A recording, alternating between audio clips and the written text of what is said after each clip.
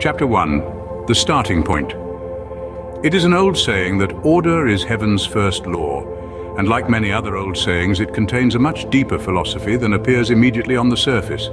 Getting things into a better order is the great secret of progress, and we are now able to fly through the air, not because the laws of nature have altered, but because we have learnt to arrange things in the right order to produce this result. The things themselves had existed from the beginning of the world, but what was wanting was the introduction of a personal factor, which, by an intelligent perception of the possibilities contained in the laws of nature, should be able to bring into working reality ideas which previous generations would have laughed at as the absurd fancies of an unbalanced mind. The lesson to be learnt from the practical aviation of the present day is that of the triumph of principle over precedent, of the working out of an idea to its logical conclusions in spite of the accumulated testimony of all past experience to the contrary. And with such a notable example before us, can we say that it is futile to inquire whether by the same method we may not unlock still more important secrets and gain some knowledge of the unseen causes which are at the back of external and visible conditions, and then by bringing these unseen causes into a better order, make practical working realities of possibilities which at present seem but fantastic dreams. It is at least worthwhile taking a preliminary canter over the course, and this is all that this little volume professes to attempt. Yet this may be sufficient to show the lay of the ground. Now, the first thing in any investigation is to have some idea of what you are looking for, to have at least some notion of the general direction in which to go, just as you would not go up a tree to find fish though you would for birds' eggs. Well, the general direction in which we all want to go is that of getting more out of life than we have ever got out of it. We want to be more alive in ourselves, and to get all sorts of improved conditions in our environment. However happily any of us may be circumstanced, we can all conceive something still better, or at any rate we should like to make our present good permanent. And since we shall find as our studies advance that the prospect of increasing possibilities keeps opening out more and more widely before us, we may say that what we are in search of is the secret of getting more out of life in a continually progressive degree. This means that what we are looking for is something personal, and that it is to be obtained by producing conditions which do not yet exist. In other words, it is nothing less than the exercise of a certain creative power in the sphere of our own particular world. So then what we want is to introduce our own personal factor into the realm of unseen causes. This is a big thing, and if it is possible at all, it must be by some sequence of cause and effect. And this sequence it is our object to discover. The law of cause and effect is one we can never get away from, but by carefully following it up, we may find that it will lead us further than we had anticipated. Now, the first thing to observe is that if we can succeed in finding out such a sequence of cause and effect as the one we are in search of, somebody else may find out the same creative secret also. And then, by the hypothesis of the case, we should both be armed with an infallible power. And if we wanted to employ this power against each other, we should be landed in the impasse of a conflict between two powers, each of which was irresistible. Consequently, it follows that the first principle of this power must be harmony. It cannot be antagonizing itself from different centers. In other words, its operation in a simultaneous order at every point is the first necessity of its being. What we are in search of then is a sequence of cause and effect so universal in its nature as to include harmoniously all possible variations of individual expression. This primary necessity of the law for which we are seeking should be carefully borne in mind, for it is obvious that any sequence which transgresses this primary essential must be contrary to the very nature of the law itself, and consequently cannot be conducting us to the exercise of true creative power.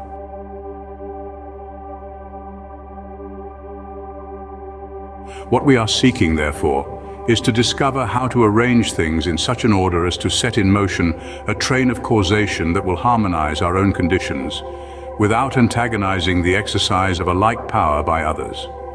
This therefore means that all individual exercise of this power is the particular application of a universal power which itself operates creatively on its own account independently of these individual applications. And the harmony between the various individual applications is brought about by all the individuals bringing their own particular action into line with this independent creative action of the original power. It is in fact another application of Euclid's axiom that things which are equal to the same thing are equal to one another. So that though I may not know for what purpose someone may be using this creative power in Pekin, I do know that if he and I both realize its true nature, we cannot by any possibility be working in opposition to one another.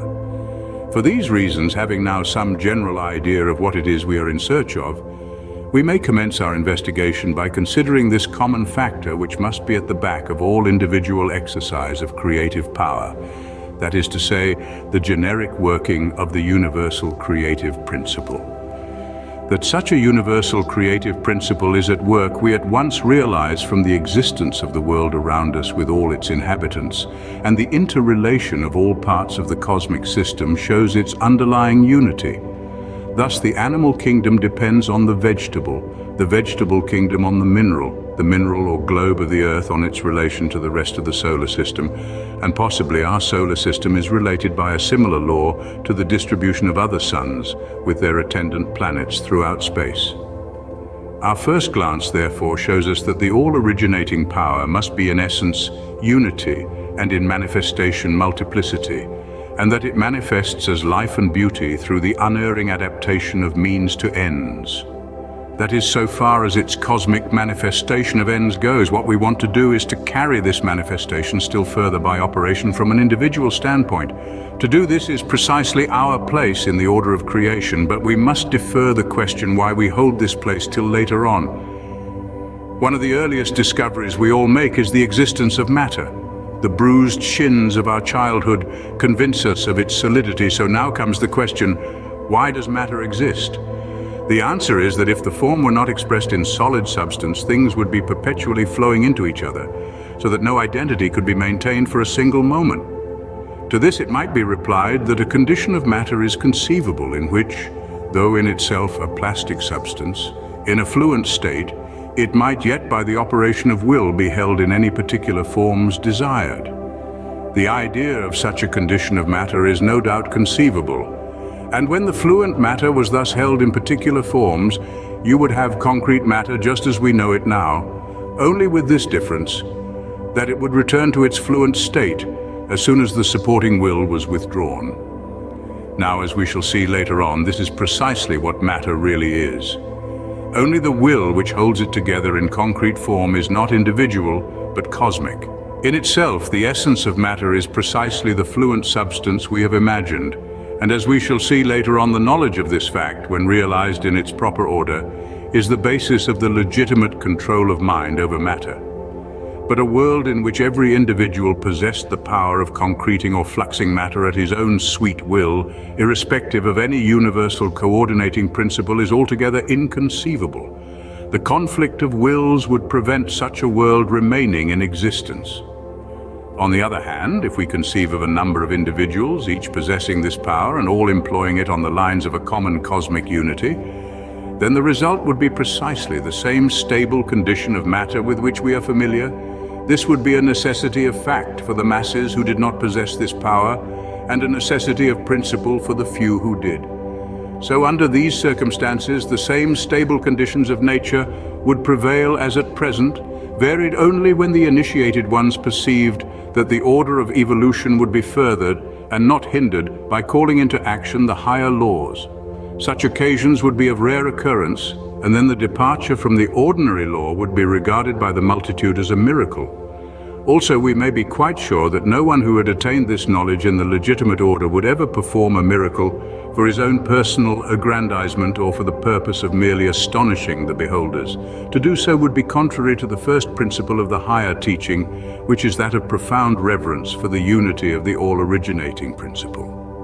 The conception, therefore, of such a power over matter being possessed by certain individuals is in no way opposed to our ordinary recognition of concrete matter, and so we need not at present trouble ourselves to consider these exceptions.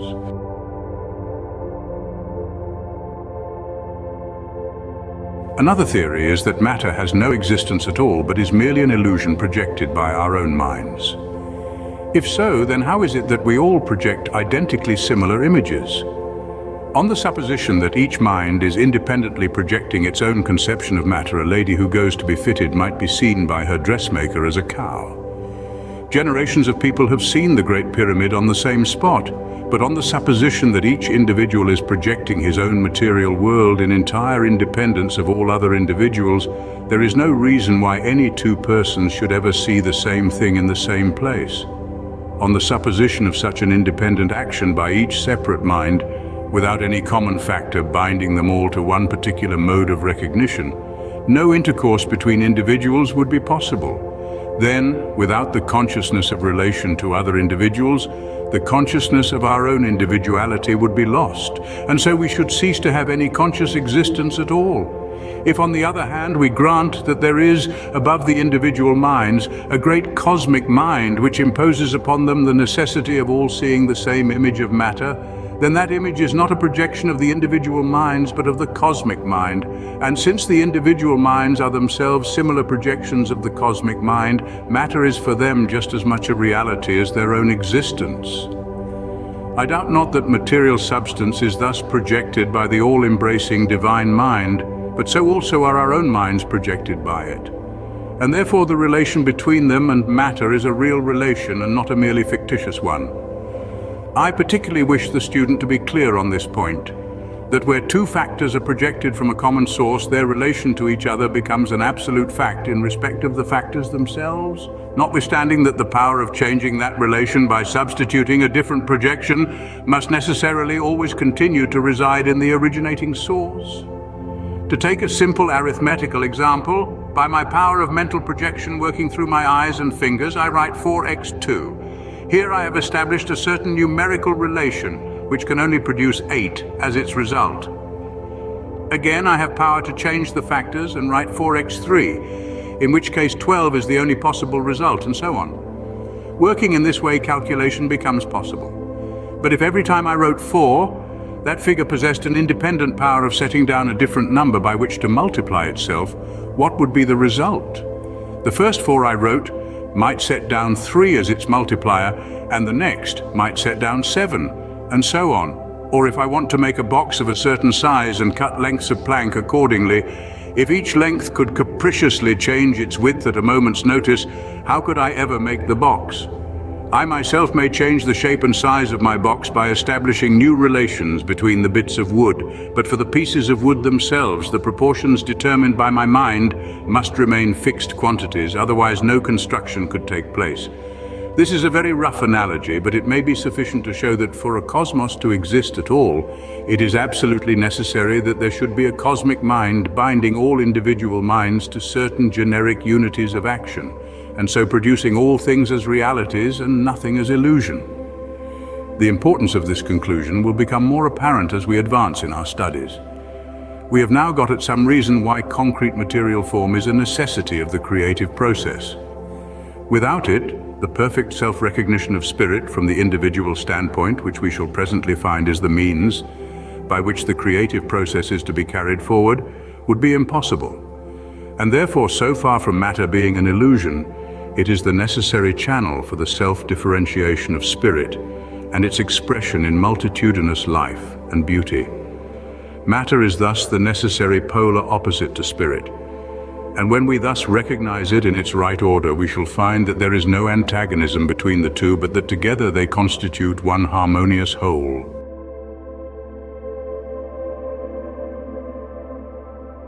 Chapter 2, the self-contemplation of spirit. If we ask how the cosmos came into existence, we shall find that ultimately we can only attribute it to the self-contemplation of spirit. Let us start with the facts now known to modern physical science. All material things, including our own bodies, are composed of combinations of different chemical elements such as carbon, oxygen, nitrogen, and C. Chemistry recognizes in all about 70 of these elements each, with its peculiar affinities. But the more advanced physical science of the present day finds that they are all composed of one and the same ultimate substance, to which the name of ether has been given, and that the difference between an atom of iron and an atom of oxygen results only from the difference in the number of etheric particles of which each is composed. and the rate of their motion within the sphere of the atom, thus curiously coming back to the dictum of Pythagoras that the universe has its origin in number and motion. We may therefore say that our entire solar system, together with every sort of material substance which it contains, is made up of nothing but this one primary substance in various degrees of condensation. Now the next step is to realize that this ether is everywhere. This is shown by the undulatory theory of light. Light is not a substance, but is the effect produced on the eye by the impinging of the ripples of the ether upon the retina. These waves are excessively minute, ranging in length from 1/39,000th of an inch at the red end of the spectrum to 1/57,000th at the violet end. Next, remember that these waves are not composed of advancing particles of the medium, but pass onwards by the push which each particle in the line of motion gives to the particle next to it. And then you will see that if there were a break of 1/50,000th part of an inch in the connecting ether between our eye and any source of light, we could not receive light from that source, for there would be nothing to continue the wave motion across the gap. Consequently, as soon as we see light from any source, however distant, we know that there must be a continuous body of ether between us and it. Now, astronomy shows us that we receive light from heavenly bodies so distant that, though it travels with the incredible speed of 186,000 miles per second, it takes more than 2,000 years to reach us from some of them. And as such stars are in all quarters of the heavens, we can only come to the conclusion that the primary substance or ether must be universally present. This means that the raw material for the formation of solar systems is universally distributed throughout space. Yet though we find that millions of suns stud the heavens, we also find vast interstellar spaces which show no sign of cosmic activity. Then something has been at work to start cosmic activity in certain areas while passing over others in which the raw material is equally available. What is this something? At first we might be inclined to attribute the development of cosmic energy to the etheric particles themselves. But a little consideration will show us that this is mathematically impossible in a medium which is equally distributed throughout space, for all its particles are in equilibrium. And so no one particle possesses per se a greater power of originating motion than any other. Consequently, the initial movement must be started by something which, though it works on and through the particles of the primary substance, is not those particles themselves. It is this something, which we mean when we speak of spirit. Then, since spirit starts the condensation of the primary substance into concrete aggregation, and also does this in certain areas to the exclusion of others, we cannot avoid attributing to spirit the power of selection and of taking an initiative on its own account. Here then, we find the initial polarity of universal spirit and universal substance, each being the complementary of the other. And out of this relation, all subsequent evolution proceeds. Being complementary means that each supplies what is wanting in the other, and that the two together thus make complete wholeness. Now, this is just the case here. Spirit supplies selection and motion. Substance supplies something from which selection can be made and to which motion can be imparted, so that it is a sine qua non for the expression of spirit. Then comes the question, how did the universal substance get there? It cannot have made itself, for its only quality is inertia. Therefore it must have come from some source having power to project it by some mode of action not of a material nature.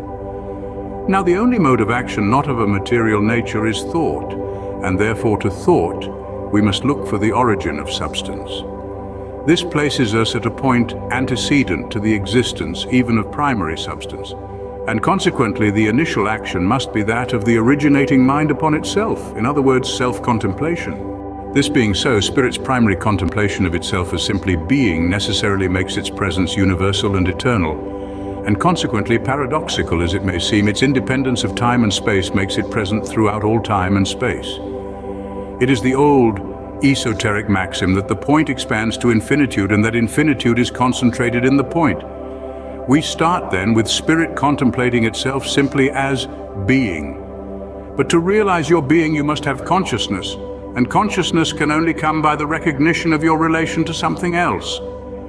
The something else may be an external fact or a mental image, but even in the latter case, to conceive the image at all, you must mentally stand back from it and look at it. Something like the man who was run in by the police at Gravesend, for walking behind himself to see how his new coat fitted. It stands thus: if you are not conscious of something, you are conscious of nothing, and if you are conscious of nothing, then you are unconscious. So that to be conscious at all, you must have something to be conscious of. This may seem like an extract from Paddy's philosophy, but it makes it clear that consciousness can only be attained by the recognition of something which is not the recognizing ego itself.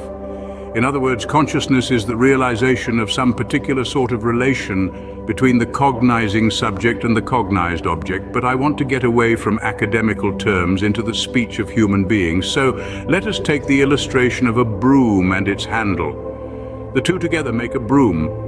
That is one sort of relation, but take the same stick and put a rake iron at the end of it, and you have an altogether different implement.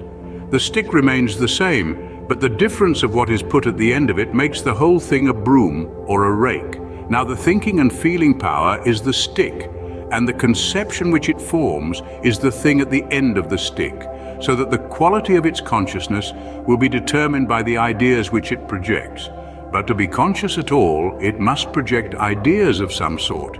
Now, of one thing we may be quite sure, that the spirit of life must feel alive. Then to feel alive, it must be conscious. And to be conscious, it must have something to be conscious of. Therefore, the contemplation of itself as standing related to something which is not its own originating self in propria persona is a necessity of the case. And consequently, the self-contemplation of spirit can only proceed by its viewing itself as related to something standing out from itself, just as we must stand at a proper distance to see a picture. In fact, the very word existence means standing out. Thus, things are called into existence, or outstandingness, by a power which itself does not stand out, and whose presence is therefore indicated by the word subsistence. The next thing is that since in the beginning there is nothing except spirit, its primary feeling of aliveness must be that of being alive all over. And to establish such a consciousness of its own universal livingness, there must be the recognition of a corresponding relation equally extensive in character. And the only possible correspondence to fulfill this condition is therefore that of a universally distributed and plastic medium whose particles are all in perfect equilibrium, which is exactly the description of the primary substance or ether. We are thus philosophically led to the conclusion that universal substance must be projected by universal spirit as a necessary consequence of spirit's own inherent feeling of aliveness. And in this way we find that the great primary polarity of being becomes established. From this point onward, we shall find the principle of polarity and universal activity. It is that relation between opposites without which no external motion would be possible, because there would be nowhere to move from and nowhere to move to, and without which external form would be impossible, because there would be nothing to limit the diffusion of substance and bring it into shape. Polarity, or the interaction of active and passive, is therefore the basis of all evolution. This is a great fundamental truth when we get it in its right order. But all through the ages it has been a prolific source of error by getting it in its wrong order. And the wrong order consists in making polarity the originating point of the creative process. What this misconception leads to, we shall see later on. But since it is very widely accepted under various guises, even at the present day, it is well to be on our guard against it. Therefore, I wish the student to see clearly that there is something which comes before that polarity which gives rise to evolution, and that this something is the original movement of spirit within itself, of which we can best get an idea by calling it self-contemplation. Now, this may seem an extremely abstract conception, and one with which we have no practical concern. I fancy I can hear the reader saying, "The Lord only knows how the world started, and it is His business and not mine," which would be perfectly true if this originating faculty were confined to the cosmic mind. But it is not. And the same action takes place in our own minds also, only with the difference that it is ultimately subject to that principle of cosmic unity of which I have already spoken. But subject to that unifying principle, this same power of origination is in ourselves also, and our personal advance in evolution depends on our right use of it, and our use of it depends on our recognition that we ourselves give rise to the particular polarities which express themselves in our whole world of consciousness, whether within or without. For these reasons, it is very important to realize that evolution is not the same as creation. It is the unfolding of potentialities involved in things already created, but not the calling into existence of what does not yet exist. That is creation. The order, therefore, which I wish the student to observe is, first, the self-contemplation of spirit producing polarity, and next, polarity producing manifestation in form, and also to realize that it is in this order his own mind operates as a subordinate center of creative energy. When the true place of polarity is thus recognized, we shall find in it the explanation of all those relations of things which give rise to the whole world of phenomena, from which we may draw the practical inference that if we want to change the manifestation, we must change the polarity, and to change the polarity, we must get back to the self-contemplation of spirit. But in its proper place as the root principle of all secondary causation, polarity is one of those fundamental facts of which we must never lose sight. The term polarity is adopted from electrical science. In the electric battery, it is the connecting together of the opposite poles of zinc and copper that causes a current to flow from one to the other, and so provides the energy that rings the bell. If the connection is broken, there is no action. When you press the button, you make the connection. The same process is repeated in respect of every sort of polarity throughout the universe. Circulation depends on polarity, and circulation is the manifestation of life, which we may therefore say depends on the principle of polarity. In relation to ourselves, we are concerned with two great polarities, the polarity of soul and body and the polarity of soul and spirit, and it is in order that he may more clearly realize their working that I want the student to have some preliminary idea of polarity as a general principle. The conception of the creative order may therefore be generalized as follows. The spirit wants to enjoy the reality of its own life, not merely to vegetate, but to enjoy giving, and therefore by self-contemplation it projects a polar opposite or complementary, calculated to give rise to the particular sort of relation out of which the enjoyment of a certain mode of self-consciousness will necessarily spring. Let this sentence be well pondered over until the full extent of its significance is grasped, for it is the key to the whole matter. Very well then, spirit wants to enjoy life, and so by thinking of itself as having the enjoyment which it wishes, it produces the conditions which by their reaction upon itself give rise to the reality of the sort of enjoyment contemplated. In more scientific language, an opposite polarity is induced, giving rise to a current which stimulates a particular mode of sensation, which sensation in turn becomes a fresh starting point for still further action. And in this way, each successive stage becomes the stepping stone to a still higher degree of sensation, that is, to a fuller enjoyment of life. Such a conception as this presents us with a progressive series to which it is impossible to assign any limit. That the progression must be limitless is clear from the fact that there is never any change in the method. At each successive stage, the creating power is the self-consciousness of the spirit, as realized at that stage, still reaching forward for yet further enjoyment of life, and so always keeping on repeating the one creative process at an ever-rising level. And since these are the sole working conditions, the progress is one which logically admits of no finality. And this is where the importance of realizing the singleness of the originating power comes in, for with a duality, each member would limit the other. In fact, duality as the originating power is inconceivable, for once more to quote Paddy's philosophy, finality would be reached before anything was begun. This creative process, therefore, can only be conceived of as limitless, while at the same time strictly progressive, that is, proceeding stage by stage, each stage being necessary as a preparation for the one that is to follow. Let us then briefly sketch the stages by which things in our world have got as far as they have. The interest of the inquiry lies in the fact that if we can once get at the principle which is producing these results, we may discover some way of giving it personal application. On the hypothesis of the self-contemplation of spirit being the originating power, we have found that a primary ether, or universal substance, is the necessary correspondence to spirit's simple awareness of its own being. But though awareness of being is the necessary foundation for any further possibilities, it is, so to say, not much to talk about. The foundation fact, of course, is to know that I am, But immediately on this consciousness there follows the desire for activity. I want to enjoy my I amness by doing something with it. Translating these words into a state of consciousness in the cosmic mind, they become a law of tendency leading to localized activity. And looking only at our own world, this would mean the condensation of the universal etheric substance into the primary nebula, which later on becomes our solar system. This being the correspondence to the self-contemplation of spirit as passing into specific activity instead of remaining absorbed in simple awareness of being. Then this self-recognition would lead to the conception of still more specific activity having its appropriate polar opposite or material correspondence in the condensation of the nebula into a solar system. Now at this stage, spirit's conception of itself is that of activity, and consequently the material correspondence is motion, as distinguished from the simple diffused ether, which is the correspondence of mere awareness of being. But what sort of motion? Is the material movement evolved at this stage bound to take any particular form? A little consideration will show us that it is.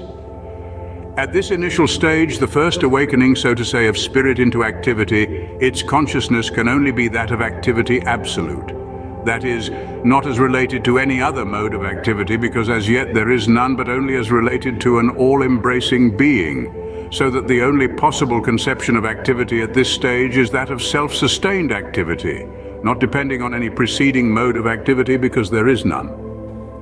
The law of reciprocity therefore demands a similar self-sustained motion in the material correspondence, and mathematical considerations show that the only sort of motion which can sustain a self-supporting body moving in vacuo is a rotary motion, bringing the body itself into a spherical form. Now this is exactly what we find at both extremes of the material world. At the big end, the spheres of the planets rotating on their axes and revolving round the sun, and at the little end, the spheres of the atoms, consisting of particles which, modern science tells us, in like manner rotate round a common center at distances which are astronomical as compared with their own mass. Thus the two ultimate units of physical manifestation, the atom and the planet, both follow the same law of self-sustained motion, which we have found that on a priori grounds they ought in order to express the primary activity of spirit. And we may note in passing that this rotary or absolute motion is the combination of the only two possible relative modes of motion, namely motion from a point and motion to it, that is to say centrifugal and centripetal motion. So that in rotary or absolute motion, we find that both the polarities of motion are included, thus repeating on the purely mechanical side the primordial principle of the unity, including the duality in itself. But the spirit wants something more than mechanical motion, something more alive than the preliminary rotor, and so the first step toward individualized consciousness meets us in plant life. Then, on the principle that each successive stage affords the platform for a further outlook, plant life is followed by animal life, and this by the human order in which the liberty of selecting its own conditions is immensely extended. In this way, the spirit's expression of itself has now reached the point where its polar complementary or reciprocal manifests as intellectual man, thus constituting the fourth great stage of spirit self-recognition. But the creative process cannot stop here, for as we have seen, its root in the self-contemplation of spirit renders it of necessity an infinite progression. So it is no use asking what is its ultimate, for it has no ultimate. Its word is excelsior, ever life and life more abundant. Therefore the question is not as to finality where there is none, but as to the next step in the progression. 4 kingdoms we know. What is to be the 5th?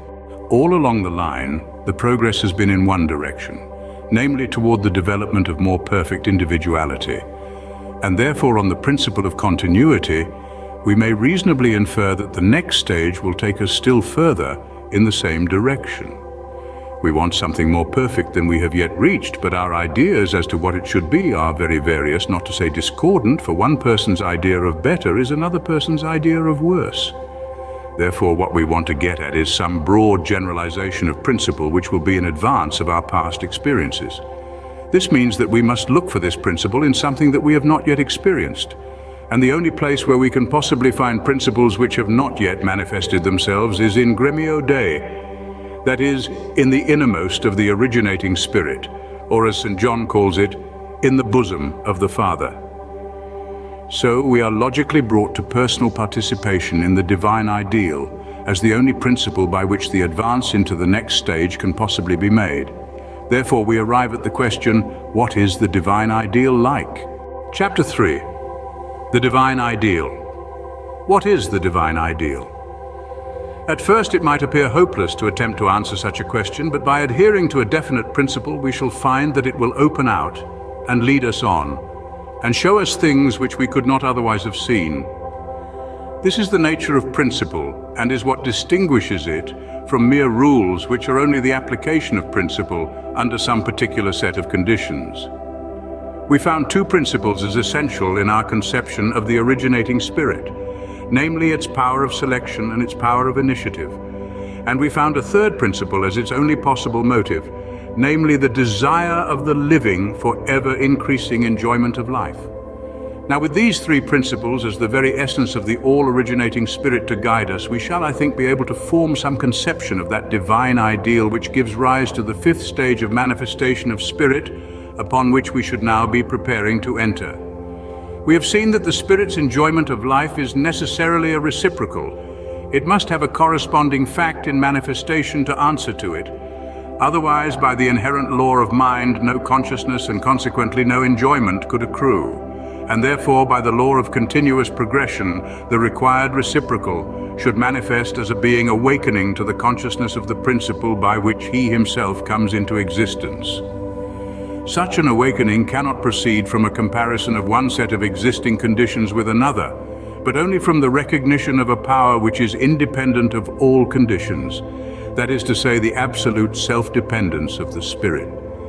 A being thus awakened would be the proper correspondence of the spirit's enjoyment of life at a stage not only above mechanical motion or physical vitality, but even above intellectual perception of existing phenomena, that is to say, at the stage where the spirit's enjoyment consists in recognizing itself as the source of all things. The position in the absolute would be, so to speak, the awakening of spirit to the recognition of its own artistic ability. I use the word artistic as more nearly expressing an almost unstateable idea than any other I can think of, for the work of the artist approaches more closely to creation ex nihilo than any other form of human activity. The work of the artist is the expression of the self that the artist is, while that of the scientist is the comparison of facts which exist independently of his own personality. It is true that the realm of art is not without its methods of analysis, but the analysis is that of the artist's own feeling and of the causes which give rise to it. These are found to contain in themselves certain principles which are fundamental to all art, but these principles are the laws of the creative action of mind, rather than those of the limitations of matter. Now, if we may transfer this familiar analogy to our conception of the working of the all-originating mind, we may picture it as the great artist giving visible expression to his feeling by a process which, though subject to no restriction from antecedent conditions, yet works by a law which is inseparable from the feeling itself. In fact, the law is the feeling, and the feeling is the law of perfect creativeness. Some such self-contemplation as this is the only way in which we can conceive the next or fifth stage of spirit self-recognition as taking place. Having got as far as it has in the four previous stages, that is, to the production of intellectual man as its correspondence, the next step in advance must be on the lines I have indicated, unless indeed there were a sudden and arbitrary breaking of the law of continuity, a supposition which the whole creative process up to now forbids us to entertain. Therefore, we may picture the fifth stage of the self-contemplation of spirit as its awakening to the recognition of its own artistic ability, its own absolute freedom of action and creative power. Just as in studio parlance we say that an artist becomes free of his palette. But by the always present law of reciprocity, through which alone self-consciousness can be attained, this self-recognition of spirit in the absolute implies a corresponding objective fact in the world of the relative.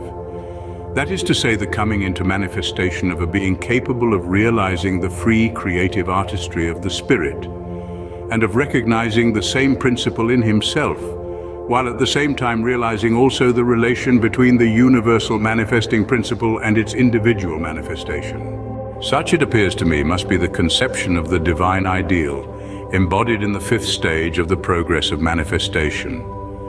But I would draw particular attention to the concluding words of the last paragraph, for if we miss the relation between the universal manifesting principle and its individual manifestation, we have failed to realize the principle altogether, whether in the universal or in the individual. It is just their interaction that makes each become what it does become, and in this further becoming consists the progression.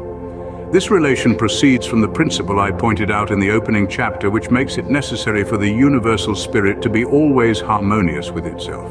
And if this unity is not recognized by the individual, he cannot hold that position of reciprocity to the originating spirit, which will enable it to recognize itself as in the enjoyment of life at the higher level we are now contemplating. Rather, the feeling conveyed would be that of something antagonistic, producing the reverse of enjoyment, thus philosophically bringing out the point of the scriptural injunction, grieve not the spirit. Also, the reaction upon the individual must necessarily give rise to a corresponding state of inharmony, though he may not be able to define his feeling of unrest or to account for it. But on the other hand, if the grand harmony of the originating spirit within itself is duly regarded, then the individual mind affords a fresh center from which the spirit contemplates itself in what I have ventured to call its artistic originality, a boundless potential of creativeness, yet always regulated by its own inherent law of unity. And this law of the spirit's original unity is a very simple one. It is the spirit's necessary and basic conception of itself. A lie is a statement that something is, which is not.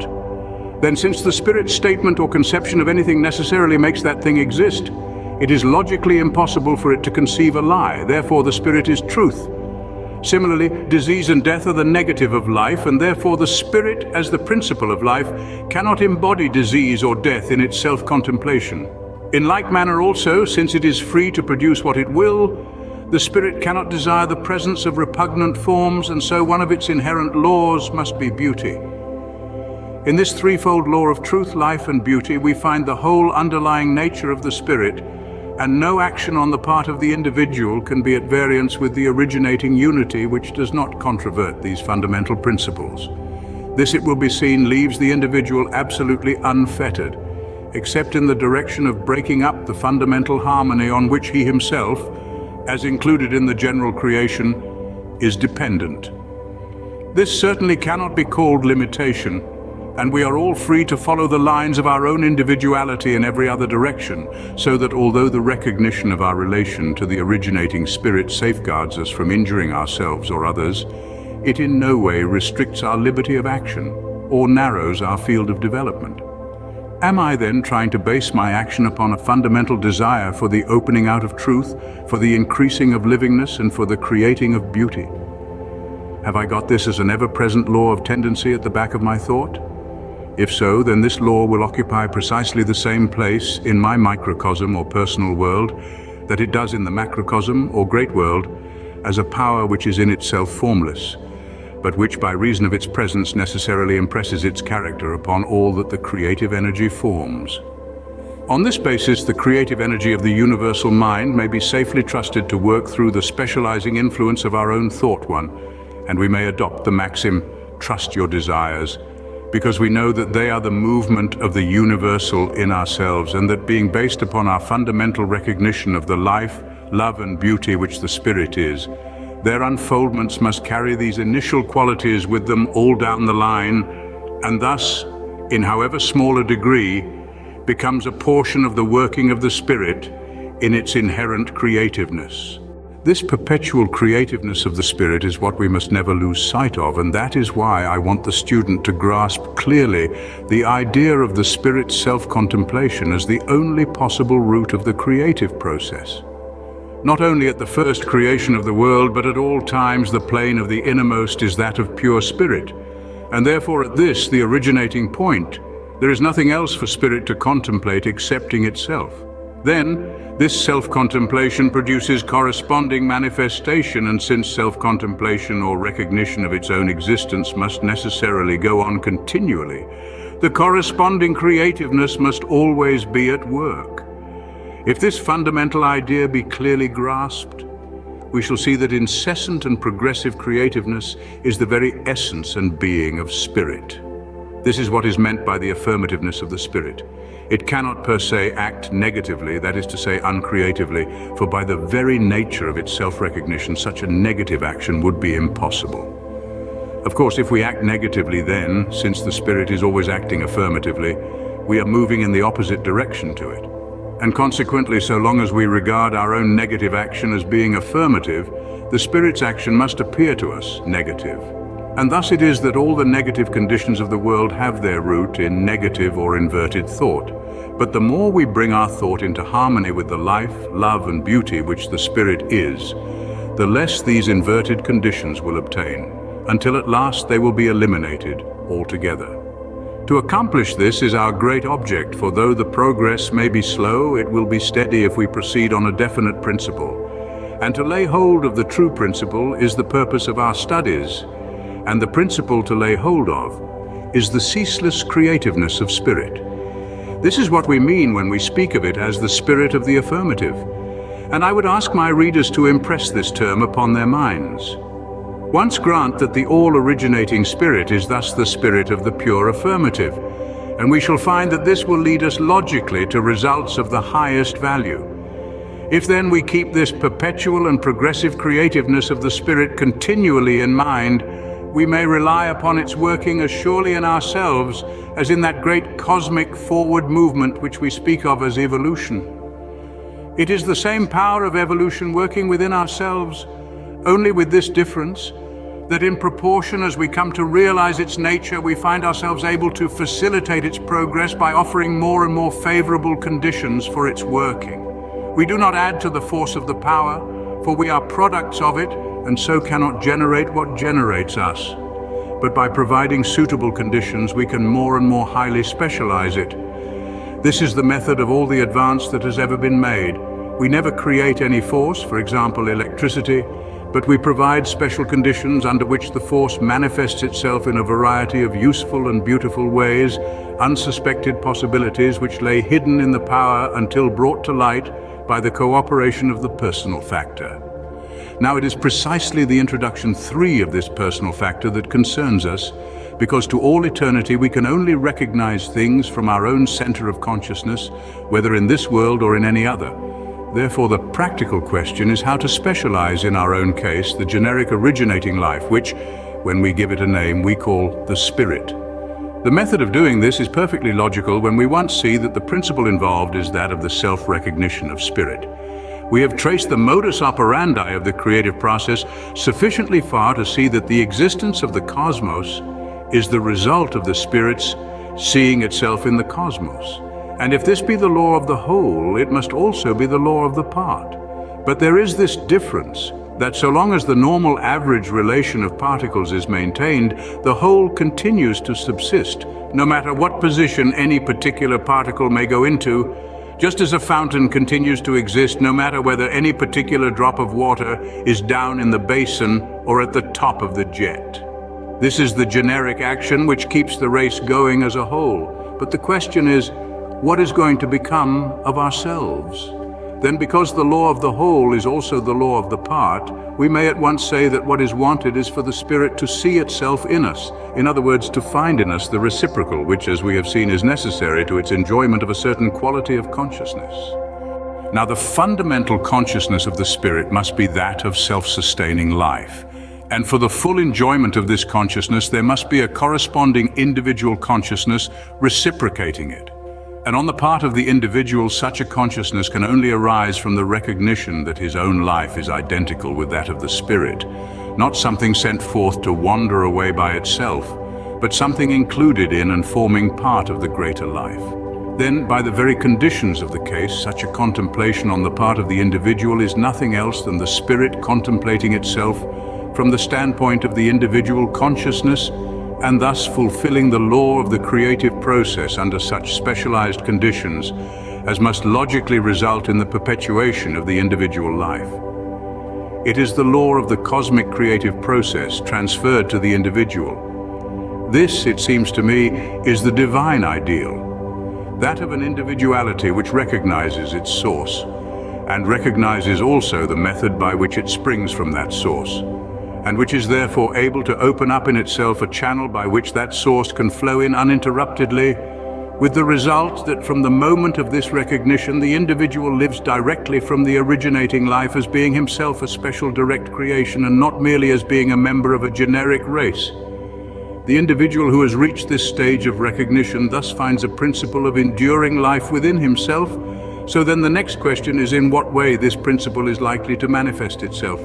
Chapter 4. The manifestation of the life principle. We must bear in mind that what we have now reached is a principle or universal potential, only we have located it in the individual. But a principle as such is not manifestation. Manifestation is the growth proceeding from the principle, that is to say, some form in which the principle becomes active. At the same time, we must recollect that, though a form is necessary for manifestation, the form is not essential. For the same principle may manifest through various forms, just as electricity may work either through a lamp or a tram car without in any way changing its inherent nature.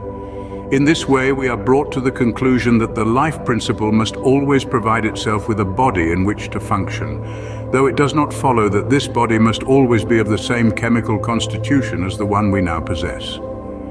We might well imagine some distant planet where the chemical combinations with which we are familiar on Earth did not obtain. But if the essential life principle of any individual were transported thither, then by the law of the creative process it would proceed to clothe itself with a material body drawn from the atmosphere and substance of that planet. And the personality thus produced would be quite at home there, for all his surroundings would be perfectly natural to him, however different the laws of nature might be there from what we know here. In such a conception as this, we find the importance of the two leading principles to which I have drawn attention. First, the power of the spirit to create ex nihilo, and secondly, the individual's recognition of the basic principle of unity giving permanence and solidity to the frame of nature. By the former, the self-recognizing life principle could produce any sort of body it chose, and by the latter it would be led to project one in harmony with the natural order of the particular planet, thus making all the facts of that order solid realities to the individual, and himself a solid and natural being to the other inhabitants of that world. But this would not do away with the individual's knowledge of how he got there. And so, supposing him to have realized his identity with the universal life principle sufficiently to consciously control the projection of his own body, he could at will disintegrate the body which accorded with the conditions of one planet, and constitute one which accorded just as harmoniously with those of another, and could thus function on any number of planets as a perfectly natural being on each of them. He would in all respects resemble the other inhabitants, with one all-important exception, that since he had attained to unity with his creative principle, he would not be tied by the laws of matter as they were. Anyone who should attain to such a power could only do so by his realization of the all-embracing unity of the Spirit as being the foundation of all things. And this being the basis of his own extended powers, he would be the last to controvert his own basic principle by employing his powers in such a way as to disturb the natural course of evolution in the world where he was. He might use them to help forward the evolution of others in that world, but certainly never to disturb it. For he would always act on the maxim that order is heaven's first law. Our object, however, is not to transfer ourselves to other planets, but to get the best out of this one.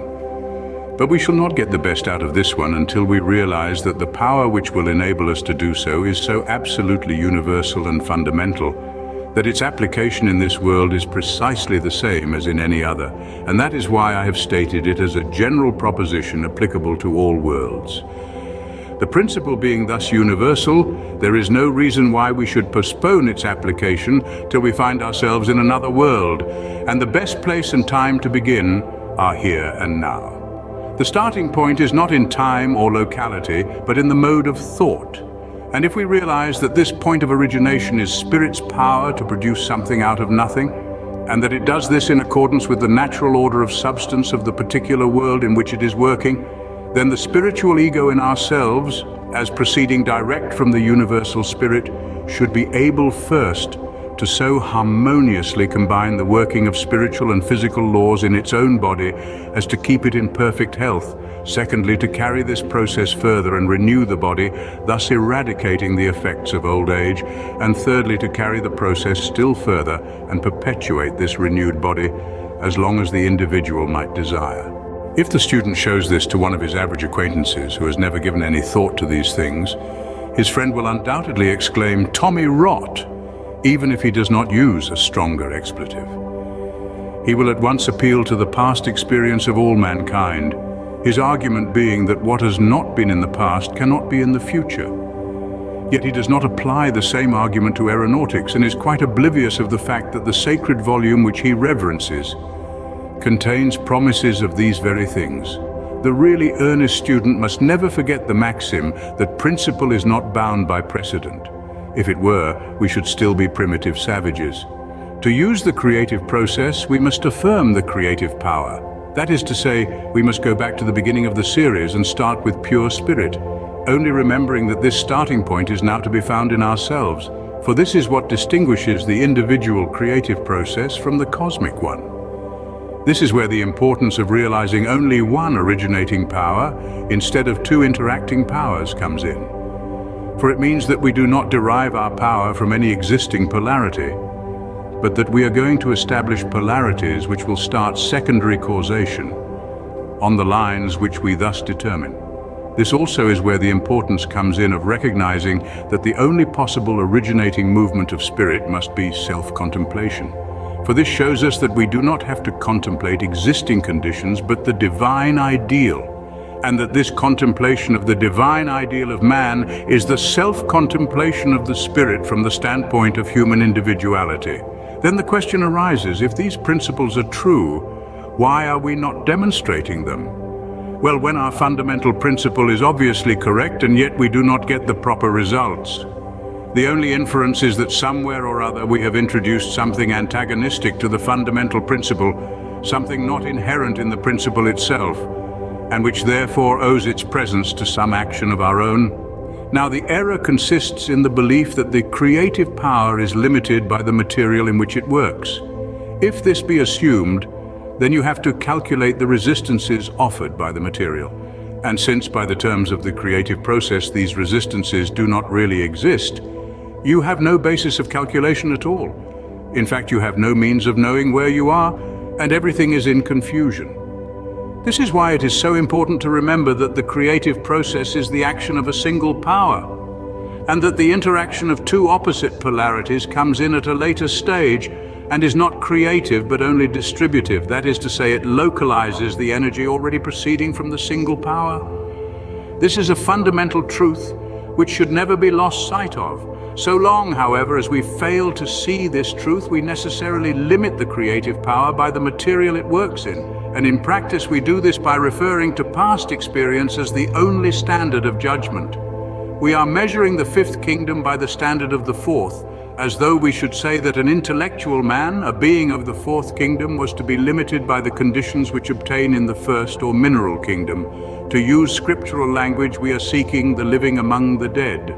And moreover, at the present time, a new order of experience is beginning to open out to us, for well-authenticated instances of the cure of disease by the invisible power of the Spirit are steadily increasing in number. The facts are now too patent to be denied. What we want is a better knowledge of the power which accounts for them. And if this beginning is now with us, by what reason can we limit it? The difference between the healing of disease and the renewal of the entire organism and the perpetuation of life is only a difference of degree and not of kind, so that the actual experience of increasing numbers shows the working of a principle to which we can logically set no limits. If we get the steps of the creative process clearly into our minds, we shall see why we have hitherto had such small results. Spirit creates by self-contemplation. Therefore, what it contemplates itself as being, that it becomes. You are individualized spirit. Therefore, what you contemplate as the law of your being becomes the law of your being. Hence, contemplate a law of death arising out of the forces of the material reacting against the power of the spirit and overcoming it. and you impress this mode of self-recognition upon spirit in yourself. Of course, you cannot alter its inherent nature, but you cause it to work under negative conditions and thus make it produce negative results so far as you yourself are concerned. But reverse the process and contemplate a law of life as inherent in the very being of the spirit and therefore as inherent in spirit in yourself. And contemplate the forces of the material as practically non-existent in the creative process because they are products of it and not causes. Look at things in this way, and you will impress a corresponding conception upon the spirit, which, by the law of reciprocity, thus enters into self-contemplation on these lines from the standpoint of your own individuality. And then, by the nature of the creative process, a corresponding externalization is bound to take place. Thus, our initial question, how did anything come into existence at all, brings us to the recognition of a law of life which we may each specialize for ourselves. And in the degree to which we specialize it, we shall find the creative principle at work within us, building up a healthier and happier personality in mind, body, and circumstances. Only we must learn to distinguish the vehicles of spirit from spirit itself, for the distinction has very important bearings. What distinguishes the vehicles from the spirit is the law of growth. The spirit is the formless principle of life, and the vehicle is a form in which this principle functions. Now the vehicle is a projection by the spirit of substance coordinate with the natural order of the plane on which the vehicle functions and therefore requires to be built up conformably to that order. This building up is what we speak of as growth. And since the principle which causes the growth is the individualized spirit, the rate at which the growth will go on will depend on the amount of vitalizing energy the spirit puts into it, and the amount of vitalizing energy will depend on the degree in which the individualized spirit appreciates its own livingness. And finally, the degree of this appreciation will depend on the quality of the individual's perception of the great all-originating spirit as reflecting itself in him and thus making his contemplation of it nothing else than the creative self-contemplation of the spirit proceeding from an individual and personal center. We must therefore not omit the law of growth in the vehicle from our conception of the working of the spirit. As a matter of fact, the vehicle has nothing to say in the matter, for it is simply a projection from the spirit. But for this very reason, its formation will be slow or rapid in exact proportion to the individual spirit's vitalizing conception. We could imagine a degree of vitalizing conception that would produce the corresponding form instantaneously. But at present we must allow for the weakness of our spiritual power, not as thinking it by any means incapable of accomplishing its object, but as being far slower in operation now than we hope to see it in the future. And so we must not allow ourselves to be discouraged, but must hold our thought, knowing that it is doing its creative work and that the corresponding growth is slowly but surely taking place, thus following the divine precept that men ought always to pray and not to faint. Gradually, as we gain experience on these new lines, our confidence in the power of the Spirit will increase, and we shall be less inclined to argue from the negative side of things, and thus the hindrances to the inflow of the originating Spirit will be more and more removed, and greater results will be obtained. If we would have our minds clear on this subject of manifestation, we should remember its threefold nature. First, the general life principle. Secondly, the localization of this principle in the individual. And thirdly, the growth of the vehicle, as it is projected by the individualized spirit with more or less energy. It is a sequence of progressive condensation from the undifferentiated universal spirit to the ultimate and outermost vehicle, a truth enshrined in the esoteric maxim that matter is spirit at its lowest level. The forms thus produced are in true accord with the general order of nature on the particular plane where they occur, and are therefore perfectly different from forms temporarily consolidated out of material drawn from other living organisms. These latter phantasmal bodies are held together only by an act of concentrated volition, and can therefore only be maintained for a short time and with effort, while the body which the individualized spirit or ego builds for itself is produced by a perfectly natural process and does not require any effort to sustain it, since it is kept in touch with the whole system of the planet by the continuous and effortless action of the individual's subconscious mind. This is where the action of subconscious mind as the builder of the body comes in. Subconscious mind acts in accordance with the aggregate of suggestion impressed upon it by the conscious mind. And if this suggestion is that of perfect harmony with the physical laws of the planet, then a corresponding building by the subconscious mind will take place, a process which, so far from implying any effort, consists rather in a restful sense of unity with nature. 4. And if to this sense of union with the soul of nature, that universal subconscious mind which holds in the cosmos the same place that the subconscious mind does in ourselves, if to this there be superadded a sense of union with the all-creating spirit from which the soul of nature flows, then through the medium of the individual's subconscious mind, such specialized effects can be produced in his body as to transcend our past experiences without in any way violating the order of the universe. The old law was the manifestation of the principle of life working under constricted conditions. The new law is the manifestation of the same principle working under expanding conditions. Thus it is that though God never changes, we are said to increase with the increase of God. Chapter 5, the personal factor. I have already pointed out that the presence of a single all-embracing cosmic mind is an absolute necessity for the existence of any creation whatever, for the reason that if each individual mind were an entirely separate center of perception, not linked to all other minds by a common ground of underlying mentality, independent of all individual action, then no two persons would see the same thing at the same time. In fact, no two individuals would be conscious of living in the same world. If this were the case, there would be no common standard to which to refer our sensations. And indeed, coming into existence with no consciousness of environment except such as we could form by our own unaided thought, and having by the hypothesis no standard by which to form our thoughts, we could not form the conception of any environment at all, and consequently could have no recognition of our own existence. The confusion of thought involved even in the attempt to state such a condition shows it to be perfectly inconceivable, for the simple reason that it is self-contradictory and self-destructive. On this account, it is clear that our own existence and that of the world around us necessarily implies the presence of a universal mind, acting on certain fixed lines of its own, which establish the basis for the working of all individual minds.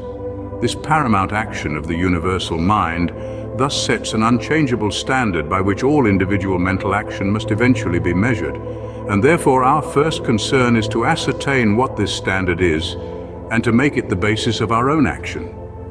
But if the independent existence of a common standard of reference is necessary for our self-recognition simply as inhabitants of the world we live in, then a fortiori a common standard of reference is necessary for our recognition of the unique place we hold in the creative order, which is that of introducing the personal factor, without which the possibilities contained in the great cosmic laws would remain undeveloped, and the self-contemplation of spirit could never reach those infinite unfoldments of which it is logically capable. The evolution of the personal factor is therefore the point with which we are most concerned. As a matter of fact, whatever theories we may hold to the contrary, we do all realize the same cosmic environment in the same way. That is to say, our minds all act according to certain generic laws which underlie all our individual diversities of thought and feeling. This is so because we are made that way and cannot help it. But with the personal factor, the case is different. A standard is no less necessary, but we are not so made as to conform to it automatically. The very conception of automatic conformity to a personal standard is self-contradictory, for it does away with the very thing that constitutes personality, namely freedom of volition, the use of the powers of initiative and selection. For this reason, conformity to the standard of personality must be a matter of choice, which amounts to the same thing as saying that it rests with each individual to form his own conception of a standard of personality, but which liberty, however, carries with it the inevitable result that we shall bring into manifestation the conditions corresponding to the sort of personality we accept as our normal standard. I would draw attention to the words normal standard. What we shall eventually attain is not what we merely wish, but what we regard as normal. The reason is that since we subconsciously know ourselves to be based upon the inherent law of the universal mind, we feel, whether we can reason it out or not, that we cannot force the all-producing mind to work contrary to its own inherent qualities, and therefore we intuitively recognize that we cannot transcend the sort of personality which is normal according to the law of universal mind. This thought is always at the back of our mind, and we cannot get away from it for the simple reason that it is inherent in our mental constitution. Because our mind is itself a product of the creative process.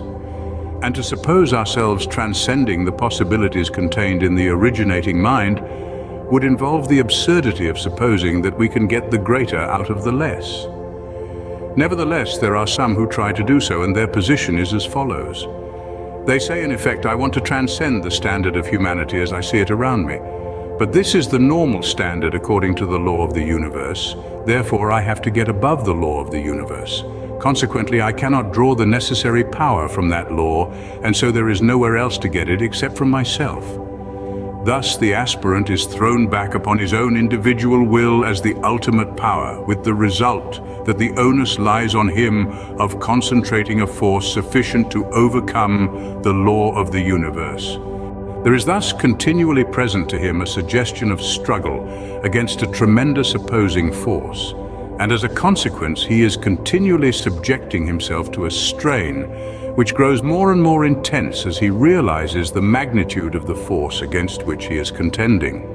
Then, as he begins to realize the inequality of the struggle, he seeks for extraneous aid, and so he falls back on various expedients, all of which have this in common, that they ultimately amount to invoking the assistance of other individualities, not seeing that this involves the same fallacy which has brought him to his present straits. The fallacy, namely, of supposing that any individuality can develop a power greater than that of the source from which itself proceeds. The fallacy is a radical one, and therefore all efforts based upon it are foredoomed to ultimate failure, whether they take the form of reliance on personal force of will, or magical rites, or austerity practiced against the body, or attempts by abnormal concentration to absorb the individual in the universal, or the invocation of spirits, or any other method. The same fallacy is involved in them all, that the less is larger than the greater. Now, the point to be noted is that the idea of transcending the present conditions of humanity does not necessarily imply the idea of transcending the normal law of humanity. The mistake we have hitherto made has been in fixing the standard of personality too low and in taking our past experiences as measuring the ultimate possibilities of the race. Our liberty consists in our ability to form our own conception of the normal standard of personality, only subject to the conditions arising out of the inherent law of the underlying universal mind. And so the whole thing resolves itself into the question, what are those fundamental conditions? The law is that we cannot transcend the normal. Therefore comes the question, what is the normal? I have endeavored to answer this question in the chapter on the divine ideal, but since this is the crucial point of the whole subject, we may devote a little further attention to it. The normal standard of personality must necessarily be the reproduction in individuality of what the universal mind is in itself, because by the nature of the creative process, this standard results from spirit's self-contemplation at the stage where its recognition is turned toward its own power of initiative and selection. At this stage, spirit's self-recognition has passed beyond that of self-expression through a mere law of averages into the recognition of what I have ventured to call its artistic ability. And as we have seen that self-recognition at any stage can only be attained by the realization of a relation stimulating that particular sort of consciousness, it follows that for the purpose of this further advanced expression through individuals of a corresponding type is a necessity. Then by the law of reciprocity, such beings must possess powers similar to those contemplated in itself by the originating spirit. In other words, they must be in their own sphere the image and likeness of the spirit as it sees itself. Now we have seen that the creating spirit necessarily possesses the powers of initiative and selection. These we may call its active properties, the summing up of what it does. But what any power does depends on what it is, for the simple reason that it cannot give out what it does not contain. Therefore, at the back of the initiative and selective power of the spirit, we must find what the spirit is, namely, what are its substantive properties. To begin with, it must be life. Then because it is life, it must be love, because as the undifferentiated principle of life, it cannot do otherwise than tend to the fuller development of life in each individual. And the pure motive of giving greater enjoyment of life is love. then because it is life guided by love, it must also be light, that is to say, the primary all-inclusive perception of boundless manifestations yet to be.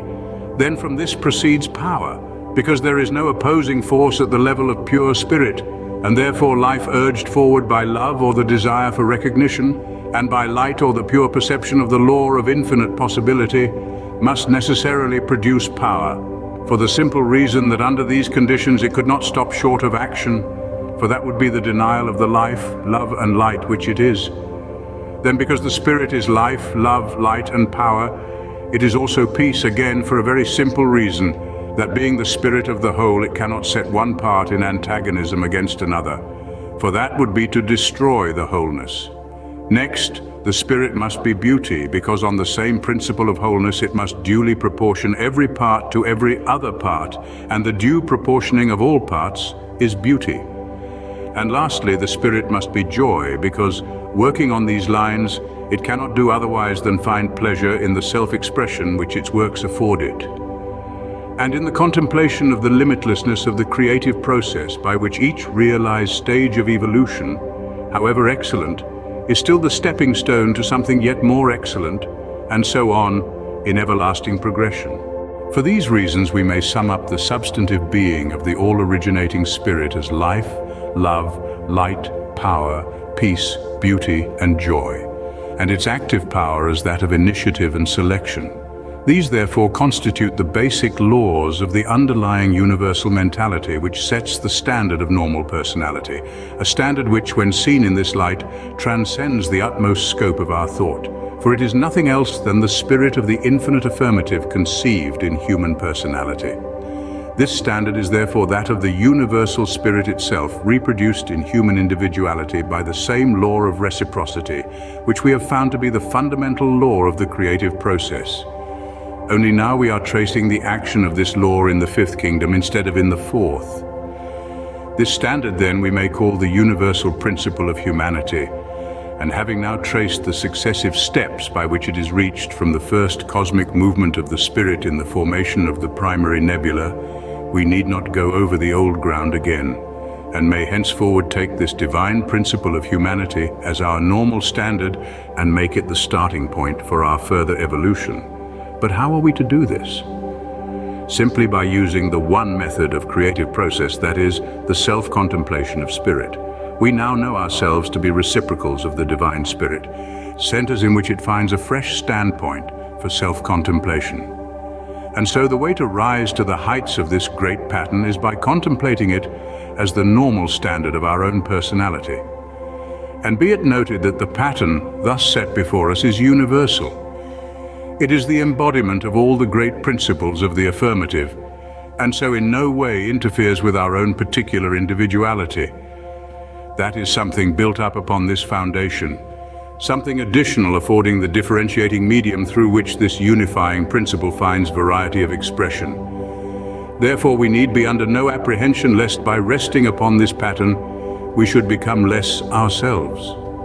On the contrary, the recognition of it sets us at liberty to become more fully ourselves, because we know that we are basing our development not upon the strength of our own unaided will, nor yet upon any sort of extraneous help, but upon the universal law itself, manifesting through us in the proper sequence of the creative order, so that we are still dealing with universal principles. Only the principle by which we are now working is the universal principle of personality. I wish the student to get this idea very clearly, because this is really the crux of the passage from the fourth kingdom into the fifth. The great problem of the future of evolution is the introduction of the personal factor. The reason why this is so is very simple when we see it.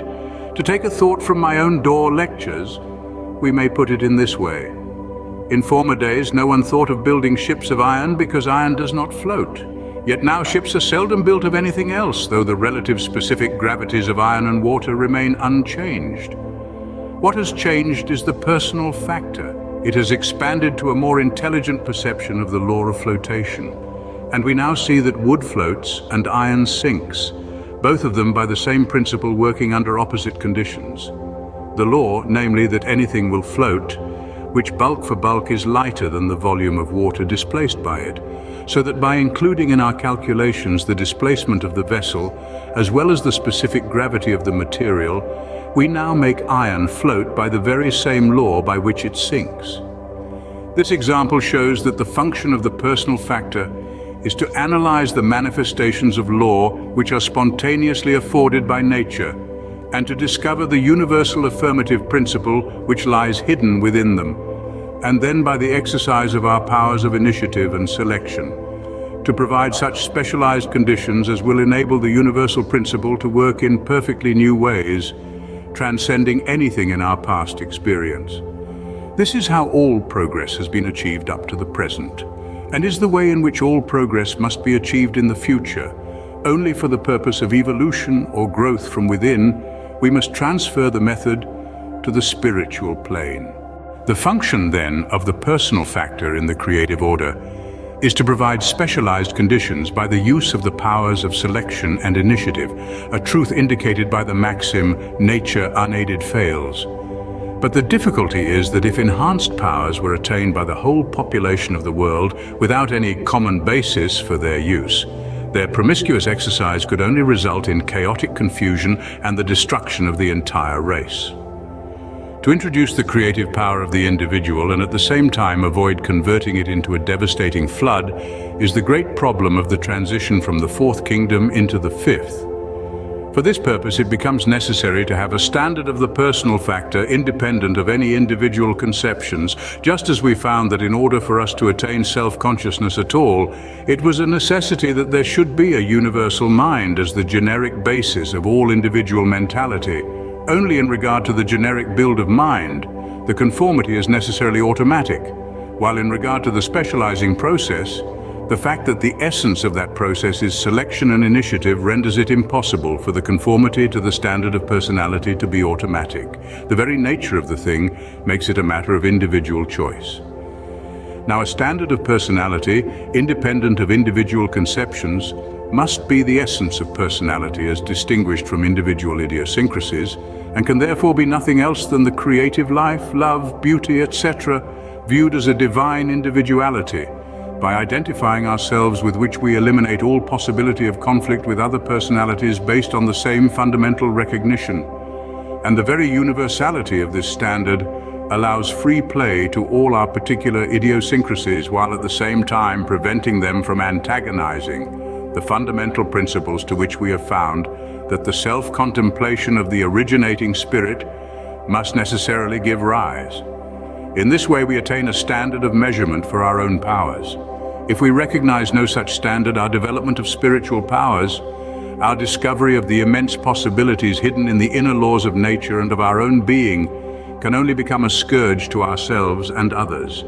And it is for this reason that these secrets are so jealously guarded by those who know them, and that over the entrance to the temple are written the words, "Eschato, bebeloi," hence, ye profane. But if we recognize and accept this standard of measurement, then we need never fear our discovery of hidden powers either in ourselves or in nature, for on this basis it becomes impossible for us to misuse them. Therefore, it is that all systematic teaching on these subjects begins with instruction regarding the creative order of the cosmos, and then proceeds to exhibit the same order as reproduced on the plane of personality, and so affording a fresh starting point for the creative process by the introduction of individual initiative and selection. This is the doctrine of the macrocosm and the microcosm, and the transition from the generic working of the creative spirit in the cosmos to its specific working in the individual is what is meant by the doctrine of the octave. Chapter 6. The Standard of Personality. We have now got some general idea as to the place of the personal factor in the creative order. And so the next question is, how does this affect ourselves? The answer is that if we have grasped the fundamental fact that the moving power in the creative process is the self-contemplation of spirit, and if we also see that, because we are miniature reproductions of the original spirit, our contemplation of it becomes its contemplation of itself from the standpoint of our own individuality. If we have grasped these fundamental conceptions, then it follows that our process for developing power is to contemplate the originating spirit as the source of the power we want to develop. And here we must guard against a mistake which people often make when looking to the spirit as the source of power. we are apt to regard it as sometimes giving and sometimes withholding power, and consequently are never sure which way it will act. But by so doing, we make spirit contemplate itself as having no definite action at all, as a plus and minus which mutually cancel each other, and therefore by the law of the creative process, no result is to be expected. The mistake consists in regarding the power as something separate from the spirit, whereas by the analysis of the creative process which we have now made, we see that the spirit itself is the power, because the power comes into existence only through spirit self-contemplation. Then the logical inference from this is that by contemplating the spirit as the power, and vice versa by contemplating the power as the spirit, a similar power is being generated in ourselves. Again, an important conclusion follows from this, which is that to generate any particular sort of power, we should contemplate it in the abstract, rather than as applied to the particular set of circumstances we have in hand. The circumstances indicate the sort of power we want, but they do not help us to generate it. Rather, they impress us with a sense of something contrary to the power, something which has to be overcome by it. And therefore we should endeavor to dwell on the power in itself, and so come into touch with it in its limitless infinitude. It is here that we begin to find the benefit of a divine standard of human individuality. That also is an infinite principle, and by identifying ourselves with it, we bring to bear upon the abstract conception of infinite impersonal power a corresponding conception of infinite personality, so that we thus import the personal factor which is able to use the power without imposing any strain upon ourselves. We know that by the very nature of the creative process, we are one with the originating spirit, and therefore one with all the principles of its being, and consequently one with its infinite personality, and therefore our contemplation of it as the power which we want gives us the power to use that power. This is the self-contemplation of spirit employed from the individual standpoint for the generating of power. Then comes the application of the power thus generated. But there is only one creative process, that of the self-contemplation of spirit, and therefore the way to use this process for the application of the power is to contemplate ourselves as surrounded by the conditions which we want to produce.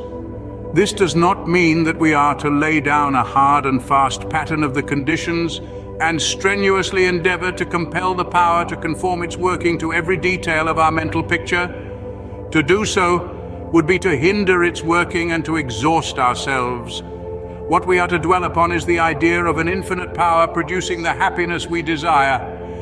And because this power is also the forming power of the universe, trusting it to give that form to the conditions which will most perfectly react upon us to produce the particular state of consciousness desired. Thus, neither on the side of indrawing nor of outgiving is there any constraining of the power, while in both cases there is an initiative and selective action on the part of the individual.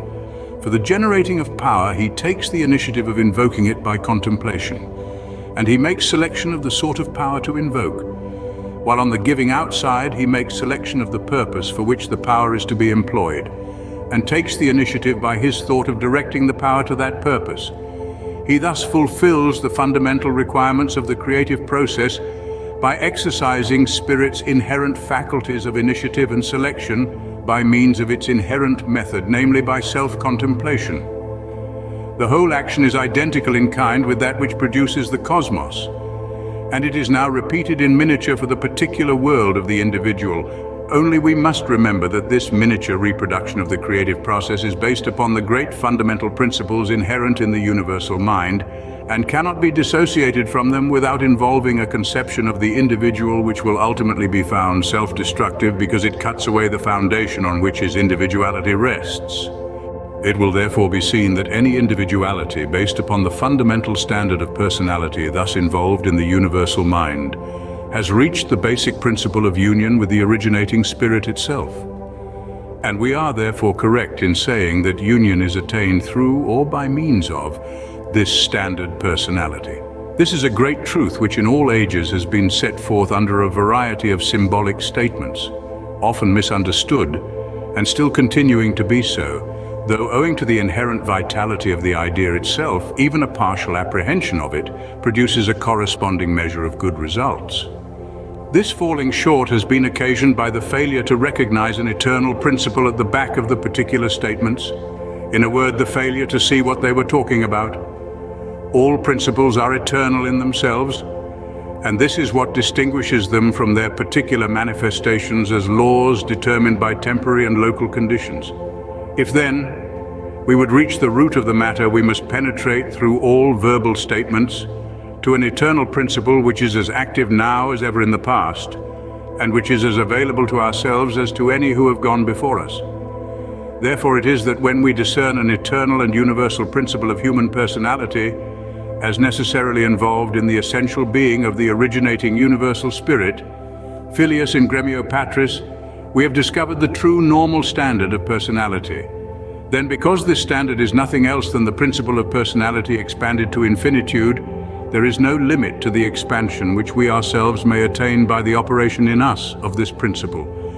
And so we are never placed in a position of antagonism to the true law of our being, but on the contrary, the larger and more fundamental our conception of personal development, the greater will be the fulfillment which we give to the law. The normal standard of personality is found to be itself the law of the creative process working at the personal level, and it cannot be subject to limitation for the simple reason that the process being that of the self-contemplation of spirit, no limits can possibly be assigned to this contemplation. We need therefore never be afraid of forming too high an idea of human possibilities, provided always that we take this standard as the foundation on which to build up the edifice of our personality. And we see that this standard is no arbitrary one, but simply the expression in personality of the one all-embracing spirit of the affirmative, and therefore the only limitation implied by conformity to it is that of being prevented from running on lines the opposite of those of the creative process.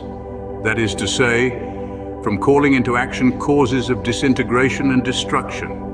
In the truly constructive order, therefore, the divine standard of personality is as really the basis of the development of specific personality as the universal mind is the necessary basis of generic mentality.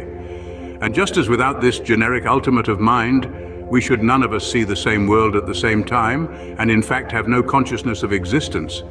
So apart from this divine standard of personality, it is equally impossible for us to specialize the generic law of our being so as to develop all the glorious possibilities that are latent in it. Only we must never forget the difference between these two statements of the universal law. The one is cosmic and generic, common to the whole race, whether they know it or not. A standard to which we all conform automatically by the mere fact of being human beings, while the other is a personal and individual standard, automatic conformity to which is impossible because that would imply the loss of those powers of initiative and selection which are the very essence of personality, so that this standard necessarily implies a personal selection of it in preference to other conceptions of an antagonistic nature. Chapter 7. Race Thought and New Thought. The steady following up of the successive stages of the creative process has led us to the recognition of an individuality in the all-creating spirit itself, but an individuality which is by its very nature universal and so cannot be departed from without violating the essential principles on which the further expansion of our own individuality depends. At the same time, it is strictly individual, for it is the spirit of individuality, and is thus to be distinguished from that merely generic race personality which makes us human beings at all. Race personality is, of course, the necessary basis for the development of this individuality.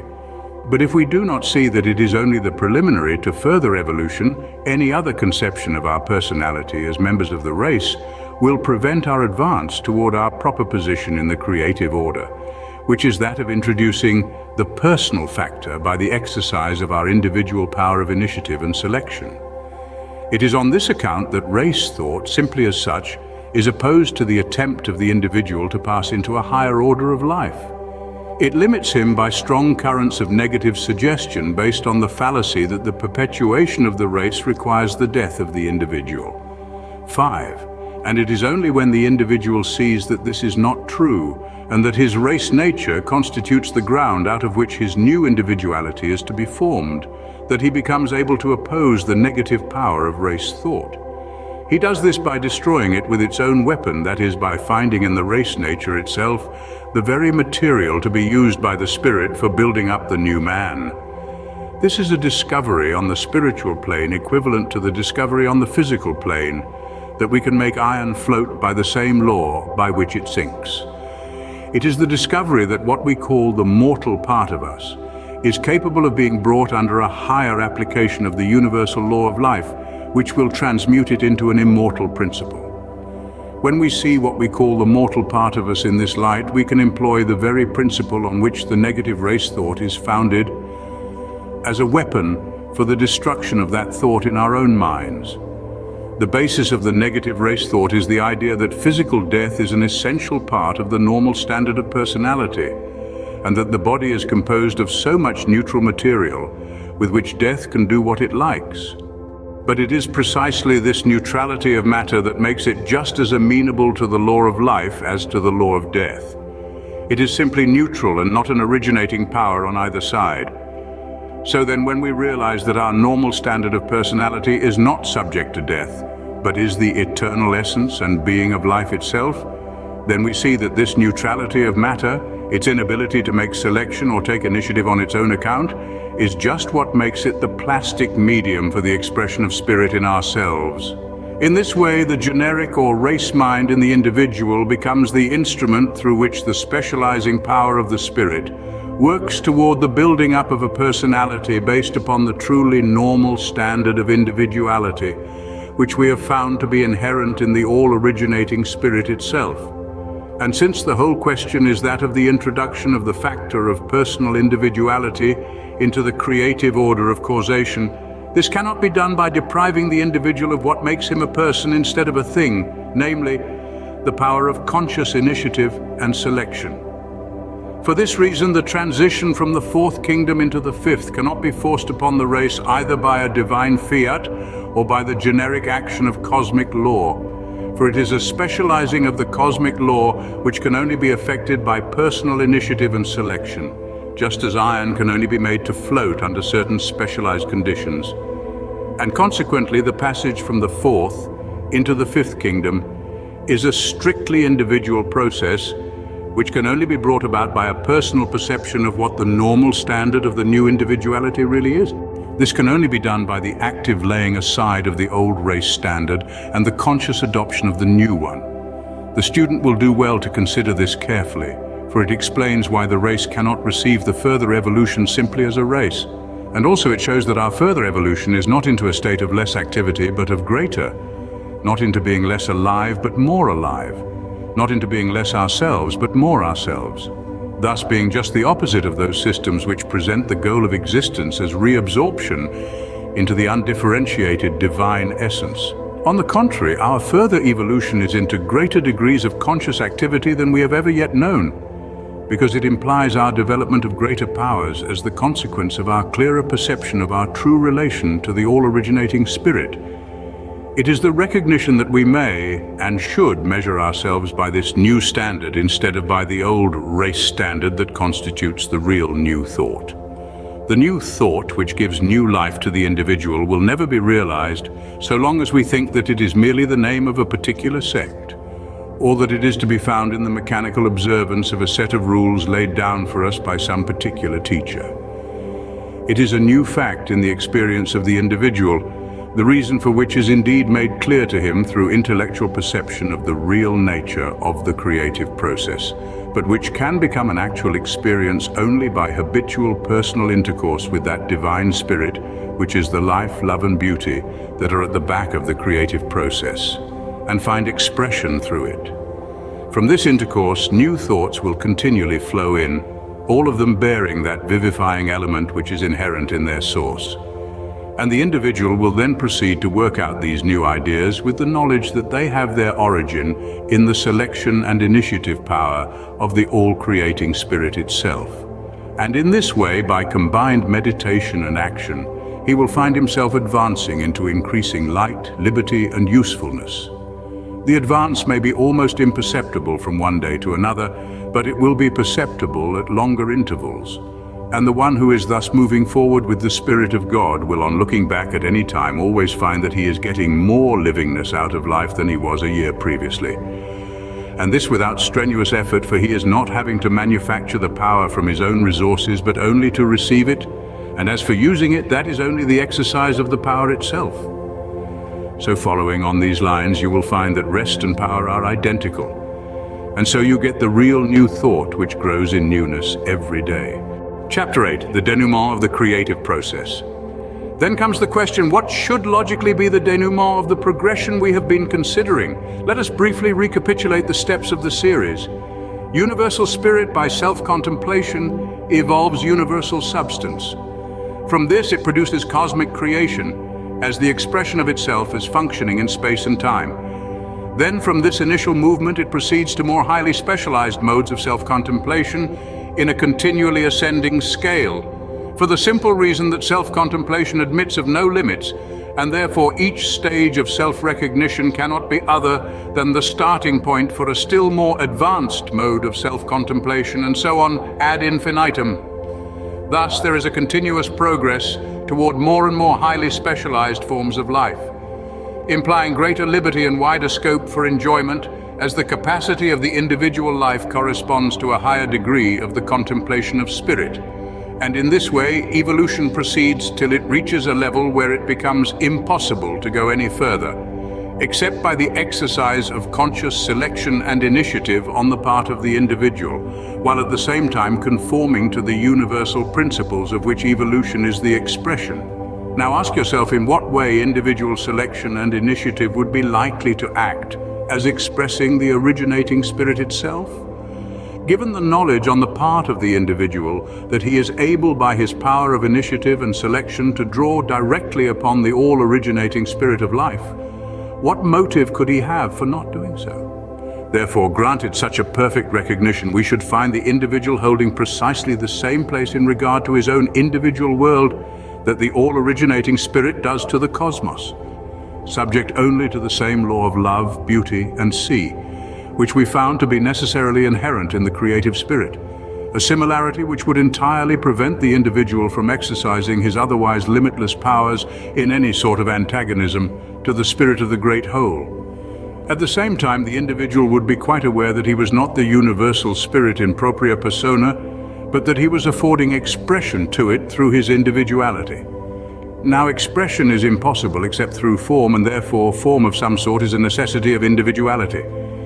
It is just here, then, that we find the importance of that principle of harmony with environment of which I spoke earlier, the principle in accordance with which a person who had obtained complete control of matter, if he wished to transport himself to some other planet, would appear there in perfect conformity with all the laws of matter that obtained in that world, though of course not subject to any limitation of the life principle in himself. He would exhibit the laws of matter as rendered perfect by the law of originating life. But if anyone now living on this earth were thus perfectly to realize the law of life, he would be in precisely the same position here as our imaginary visitor to another planet. In other words, the denouement of the law of life is not the putting off of the body, but its inclusion as part of the conscious life of the spirit. This does not imply any difference in the molecular structure of the body from that of other men, for by the principle of harmony of which I have just spoken, it would be formed in strict accordance with the laws of matter on the particular planet, though it would not be subject to the limitations resulting from the average man's non-recognition of the power of the spirit. The man who had thus fully entered into the fifth kingdom would recognize that, in its relation to the denser modes of matter, his body was of a similar dense mode. That would be its relation to external environment as seen by others. But since the man now knew himself as not belonging to these denser modes of manifestation, but as an individualization of primary spirit, he would see that relatively to himself, all matter was primary substance, and that from this point of view, any condensations of that substance into atoms, molecules, tissues, and the like counted for nothing. For him, the body would be simply primary substance, entirely responsive to his will. Yet his reverence for the law of harmony would prevent any disposition to play psychic pranks with it, and he would use his power over the body only to meet actual requirements. In this way, then, we are led to the conclusion that eternal life in an immortal physical body is the logical denouement of our evolution. And if we reflect that, by the conditions of the case, the owners of such bodies could at will either transport themselves to other worlds or put off the physical body altogether and remain in the purely subjective life while still retaining the power to reclothe themselves in flesh whenever they chose, we shall see that this denouement of evolution answers all possible questions as to the increase of the race, the final destruction of the planet, and the like. This then is the ultimate which we should keep in view, but the fact remains that though there may be hidden ones who have thus attained, the bulk of mankind have not, and that the common lot of humanity is to go through the change which we call death. In broad philosophical terms, death may be described as the withdrawal of the life into the subjective consciousness to the total exclusion of the objective consciousness. Then, by the general law of the relation between subjective and objective mind, the subjective mind severed from its corresponding objective mentality has no means of acquiring fresh impressions on its own account, and therefore can only ring the changes on those impressions which it has brought with it from its past life. But these may be of very various sorts, ranging from the lowest to the highest, from those most opposed to that ultimate destiny of man which we have just been considering, to those which recognize his possibilities in a very large measure, needing little more to bring about the full fruition of perfected life. But however various may be their experiences, all who have passed through death must have this in common, that they have lost their physical instrument of objective perception and so have their mode of consciousness determined entirely by the dominant mode of suggestion which they have brought over with them from the objective side of life. 6. Of course, if the objective mentality were also brought over, this would give the individual the same power of initiative and selection that he possesses while in the body. And as we shall see later on, there are exceptional persons with whom this is the case. But for the great majority, the physical brain is a necessity for the working of the objective mentality. And so when they are deprived of this instrument, their life becomes purely subjective and is a sort of dream life, only with a vast difference between two classes of dreamers, those who dream as they must and those who dream as they will. The former are those who have enslaved themselves in various ways to their lower mentality, some by bringing with them the memory of crimes unpardoned, some by bringing with them the idea of a merely animal life, others less degraded, but still in bondage to limited thought, bringing with them only the suggestion of a frivolous worldly life. In this way, by the natural operation of the law of suggestion, these different classes, either through remorse or unsatisfied desires or sheer incapacity to grasp higher principles, all remain earthbound, suffering in exact correspondence with the nature of the suggestion they have brought along with them. The unchangeable law is that the suggestion becomes the life, and this is equally true of suggestions of a happier sort.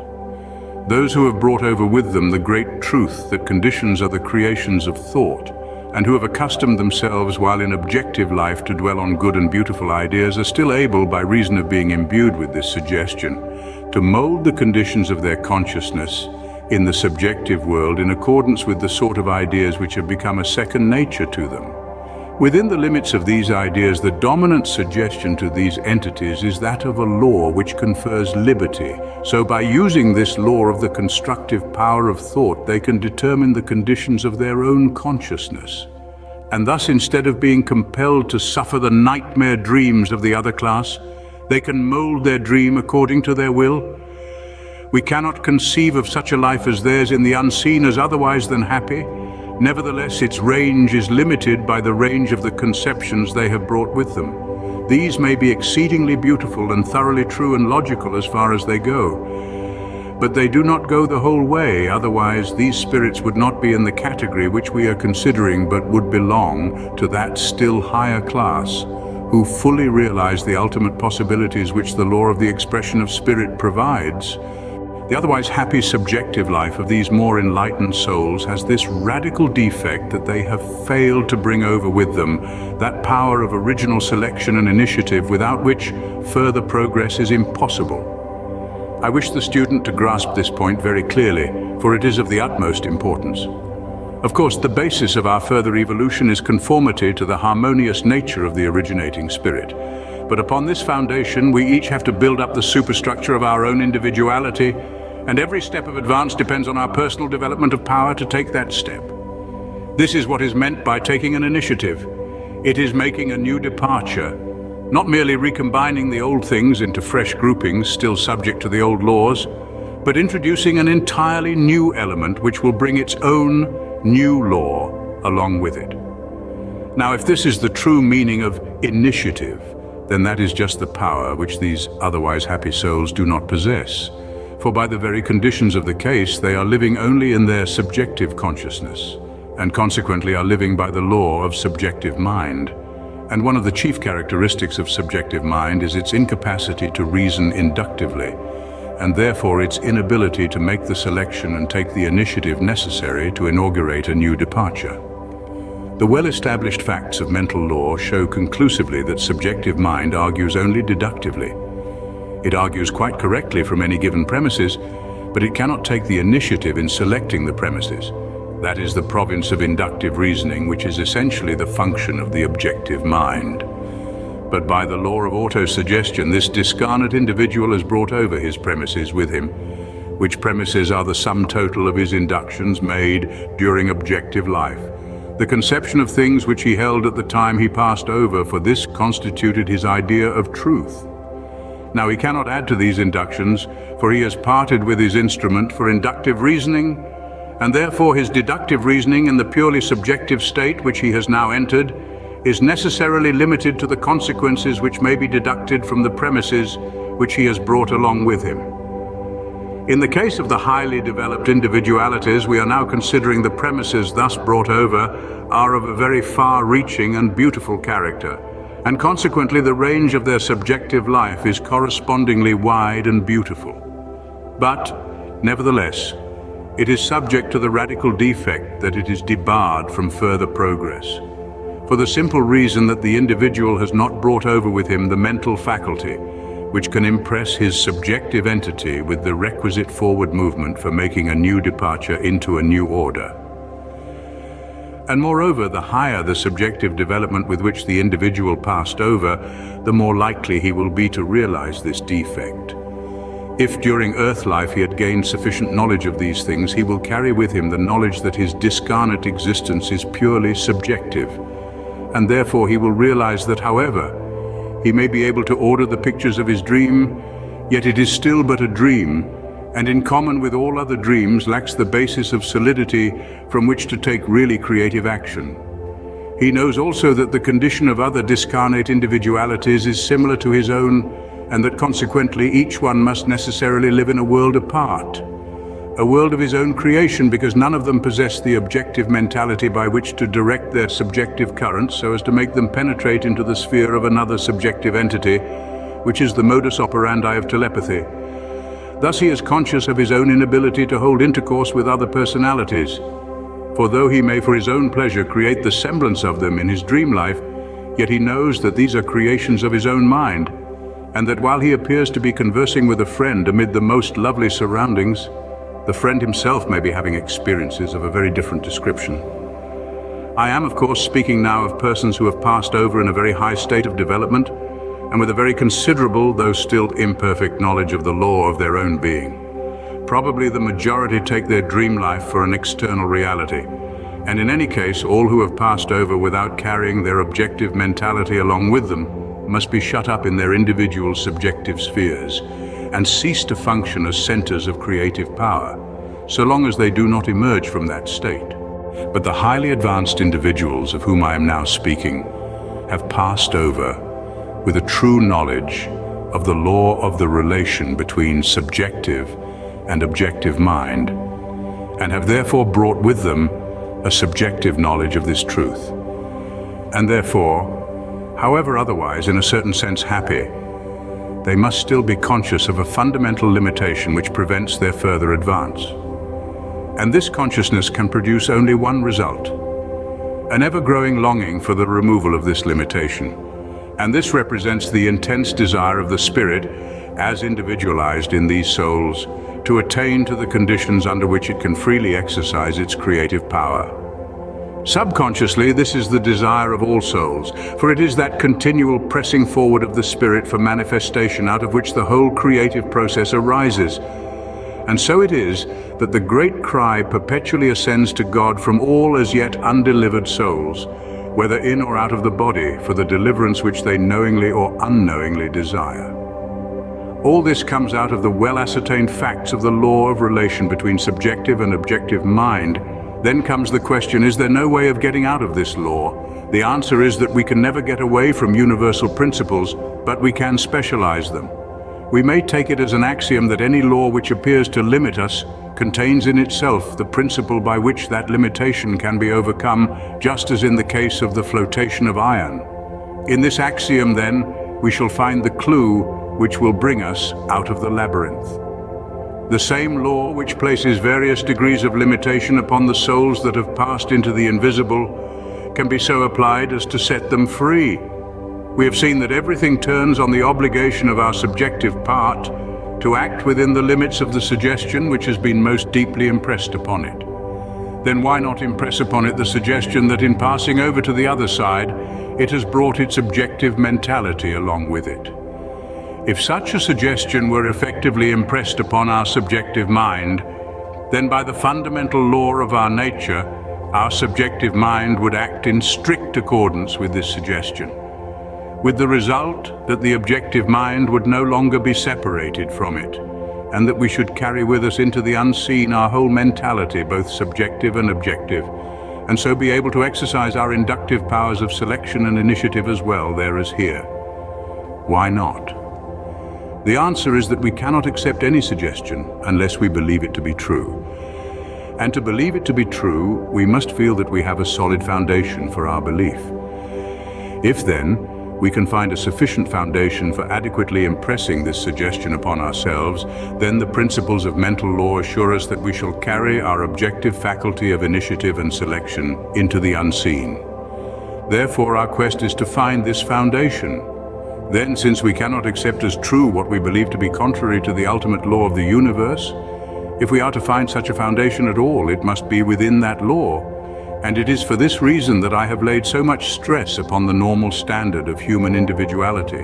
When we are convinced that this ideal completeness is quite normal, and is a spiritual fact not dependent upon the body but able to control the body, then we have got the solid basis on which to carry our objective personality along with us into the unseen.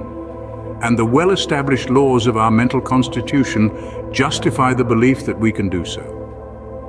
From these considerations, it is obvious that those who thus pass over in possession of their complete mentality must be in a very different position from those who pass into a condition of merely subjective life.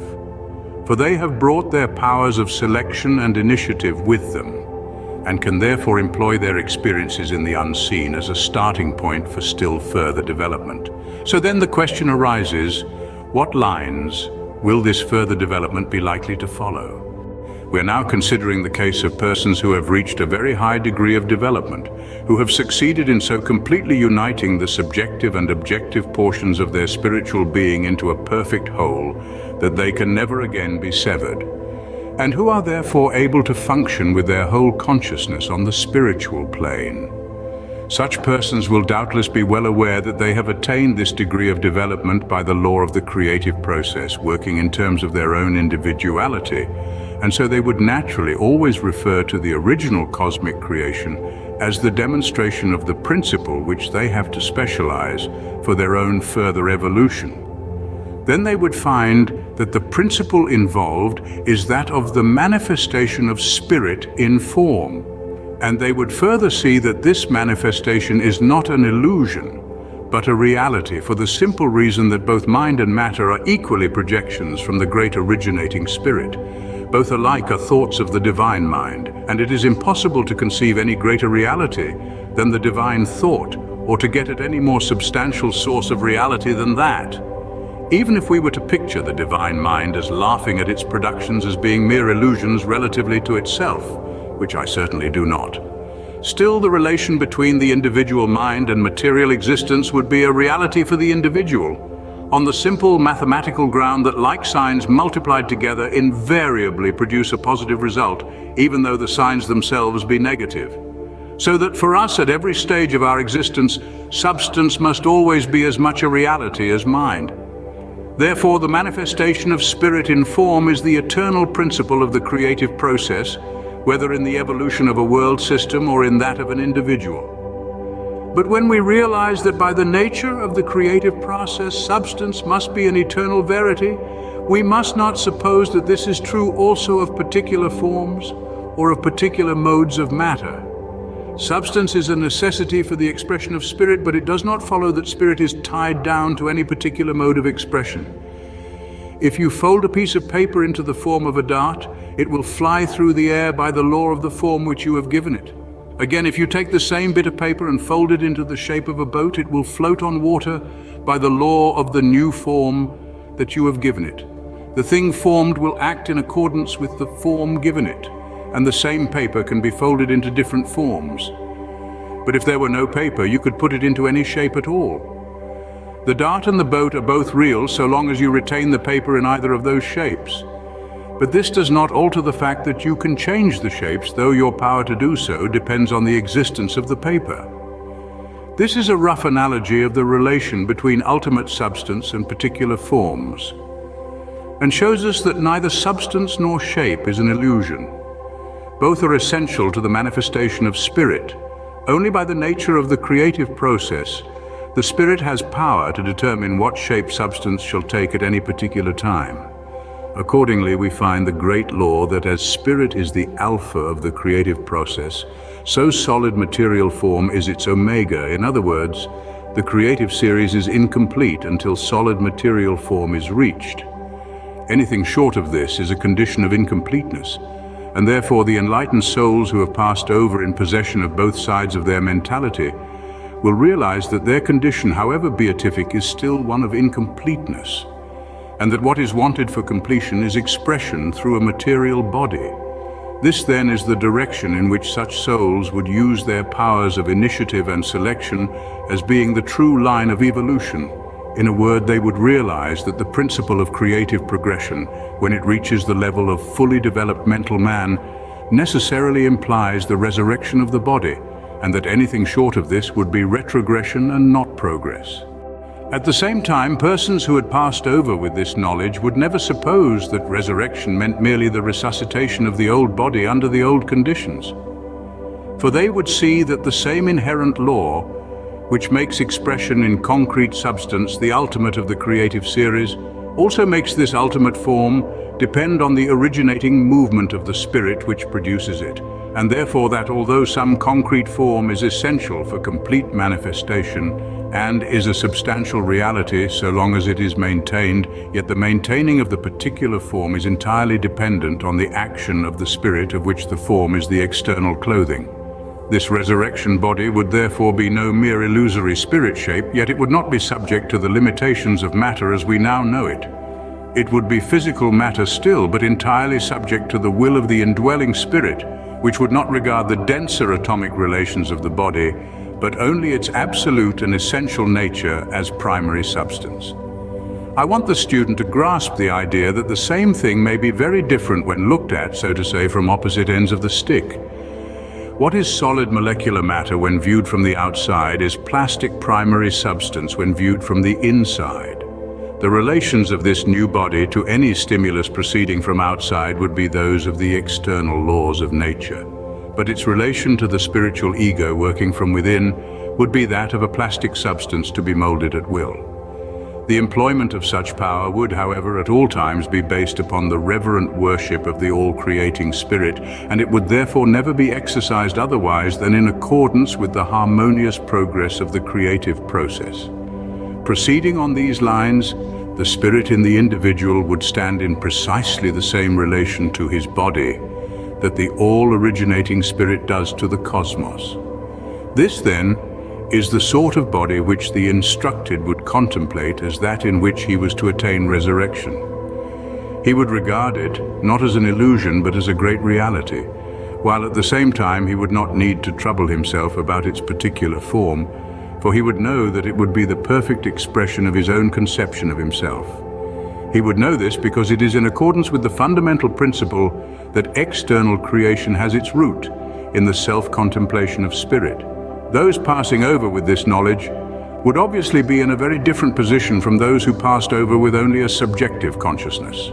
They would bring with them powers of selection and initiative by which they could continue to impress fresh and expanding conceptions upon their subjective mind, and so cause it to carry on its work as the seed ground of the whole individuality, instead of being shut up in itself as a mere circulus for the repetition of previously received ideas. And so in their recognition of the principle of physical resurrection, they would have a clear and definite line of autosuggestion. And because this suggestion is derived from the undeniable facts of the whole cosmic creation, it is one which both subjective and objective mind can accept as an established fact. And so the suggestion becomes effective. This suggestion then becomes the self-contemplation of the individual spirit, and because it is in strict conformity with the generic principle of the original creative activity, of which the individual mind is itself a product, this becomes also the self-contemplation of the originating spirit as seeing itself reflected in the individual spirit, so that by the basic law of the creative process, this suggestion is bound sooner or later to work out into its corresponding fact, namely the production of a material body free from the power of death and from all those limitations which we now associate with our physical organism. This then is the hope of those who pass over in recognition of the great truth. But how about those who have passed over without that recognition? We have seen that their purely subjective condition precludes them from taking any initiative on their own account, for that requires the presence of objective mind. Their subjective mind, however, still retains its essential nature. That is, it is still susceptible to suggestion, and still possesses its inherent creativeness in working out any suggestion that is sufficiently deeply implanted in it. Here, then, opens up a vast field of activity for that other class who have passed over in possession of both sides of their mentality. By means of their powers of initiative and selection, they can, on the principle of telepathy, cause their own subjective mind to penetrate the subjective spheres of those who do not possess those powers. And they can thus endeavor to impress upon them the great truth of the physical ultimate of the creative process, the truth that any series which stops short of that ultimate is incomplete, and if insisted upon as being ultimate, must become self-destructive, because in opposition to the inherent working of the universal creative spirit. Then, as the perception of the true nature of the creative process dawned upon any subjective entity, it would, by reason of accepting this suggestion, begin to develop an objective mentality, and so would gradually attain to the same status as those who had passed over in full possession of all their mental powers. But the more the objective mentality became developed in these discarnate personalities, the more the need of a corresponding physical instrument would assert itself, both from their intellectual perception of the original cosmic process, and also from the inherent energy of the spirit, as centered in the ultimate ego of the individual. Not to seek material manifestation would be the contrary of all we have traced out regarding the nature of the creative process, and hence the law of tendency, resulting from the conscious union of subjective and objective mind in the individual, must necessarily be toward the production of a physical form. Only we must recollect, as I have already pointed out, that this concentration of these minds would be upon a principle and not upon a particular bodily shape. The particular form they would be content to leave to the inherent self-expressiveness of the universal spirit working through the particular ego, with the result that their expectation would be fixed upon a general principle of physical resurrection, which would provide a form suited to be the material instrument of the highest ideal of man as a spiritual and mental being. Then, since the subjective mind is the automatic builder of the body, the result of the individual's acceptance of the resurrection principle must be that this mental conception will eventually work out as a corresponding fact. Whether on this planet or on some other matters not, for, as we have already seen, the physical body evolved by a soul that is conscious of its unity with the universal spirit is bound to be in conformity with the physical laws of any planet. though from the standpoint of the conscious ego, not limited by them. In this way, we may conceive that those who have passed over in possession of both sides of their spiritual nature would find a glorious field of usefulness in the unseen, in helping to emancipate those who had passed over in possession of their subjective side only. But from our present analysis, it will be seen that this can only be effected on the basis of a recognition of the principle of the resurrection of the body. Apart from the recognition of this principle, the only possible conception which the discarnate individual could form of himself would be that of a purely subjective being. And this carries with it all the limitations of a subjective life unbalanced by an objective one. And so long as the principle of physical resurrection is denied, so long the life must continue to be merely subjective and consequently unprogressive. 7.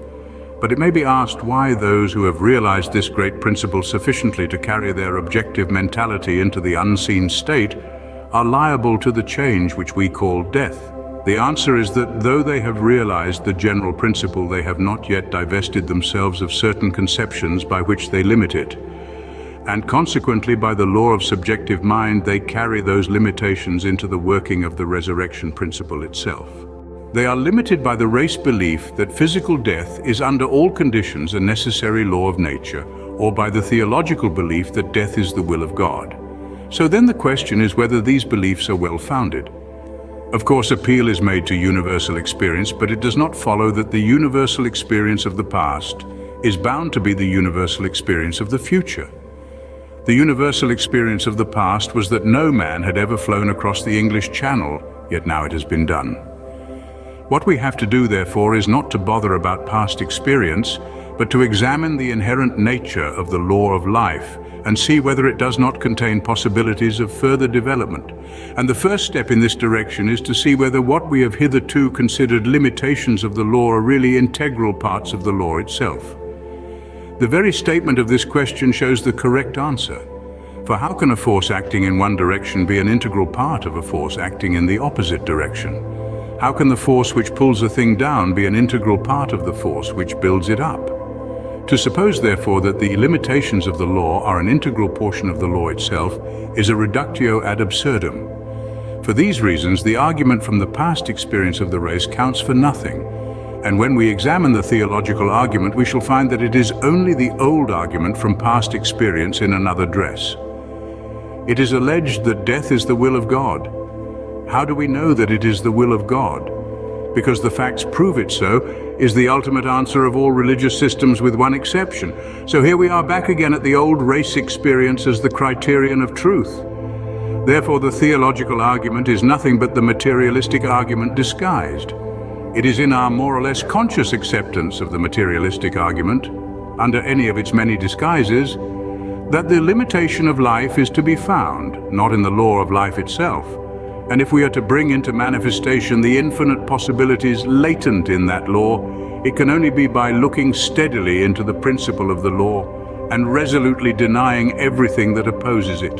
The principle of life must of necessity be affirmative, and affirmative throughout without any negative anywhere. If we once realize this, we shall be able to unmask the enemy and silence his guns. Now, to do this is precisely the one object of the Bible. And it does it in a thoroughly logical manner, always leading on to the ultimate result by successive links of cause and effect. People will tell you that the Bible is their authority for saying that death is the will of God, but these are people who read it carelessly, and ultimately the only reason they can give you for their manner of interpreting the Bible is that the facts prove their interpretation to be correct, so that in the last resort you will always find you have got back to the old materialistic argument from past race experience, which logically proves nothing. These are good, well-meaning people with a limited idea which they read into the Bible, and so limit its promises by making physical death an essential preliminary to resurrection. They grasp, of course, the great central idea that perfected man possesses a joyous immortal life permeating spirit, soul, and body, but they relegate it to some dim and distant future, entirely disconnected from the present law of our being, not seeing that if we are to have eternal life, it must necessarily be involved in some principle which is eternal and therefore existing, at any rate latently, at the present moment. Hence, though their fundamental principle is true, They are all the time mentally limiting it, with the result that they themselves create the conditions they impose upon it, and consequently the principle will work, as principles always do, in accordance with the conditions provided for its action. Unless, therefore, this limiting belief is entirely eradicated, the individual, though realizing the fundamental principle of life, is bound to pass out of physical existence. But on the other hand, since he does take the recognition of this fundamental principle with him, it is bound to bear fruit sooner or later in a joyous resurrection, while the intermediate state can only be a peaceful anticipation of that supreme event. This is the answer to the question why those who have realized the great principle sufficiently to carry their objective mentality into the unseen world are still liable to physical death. And in the last analysis, it will be found to resolve itself into the remains of race belief based upon past experience.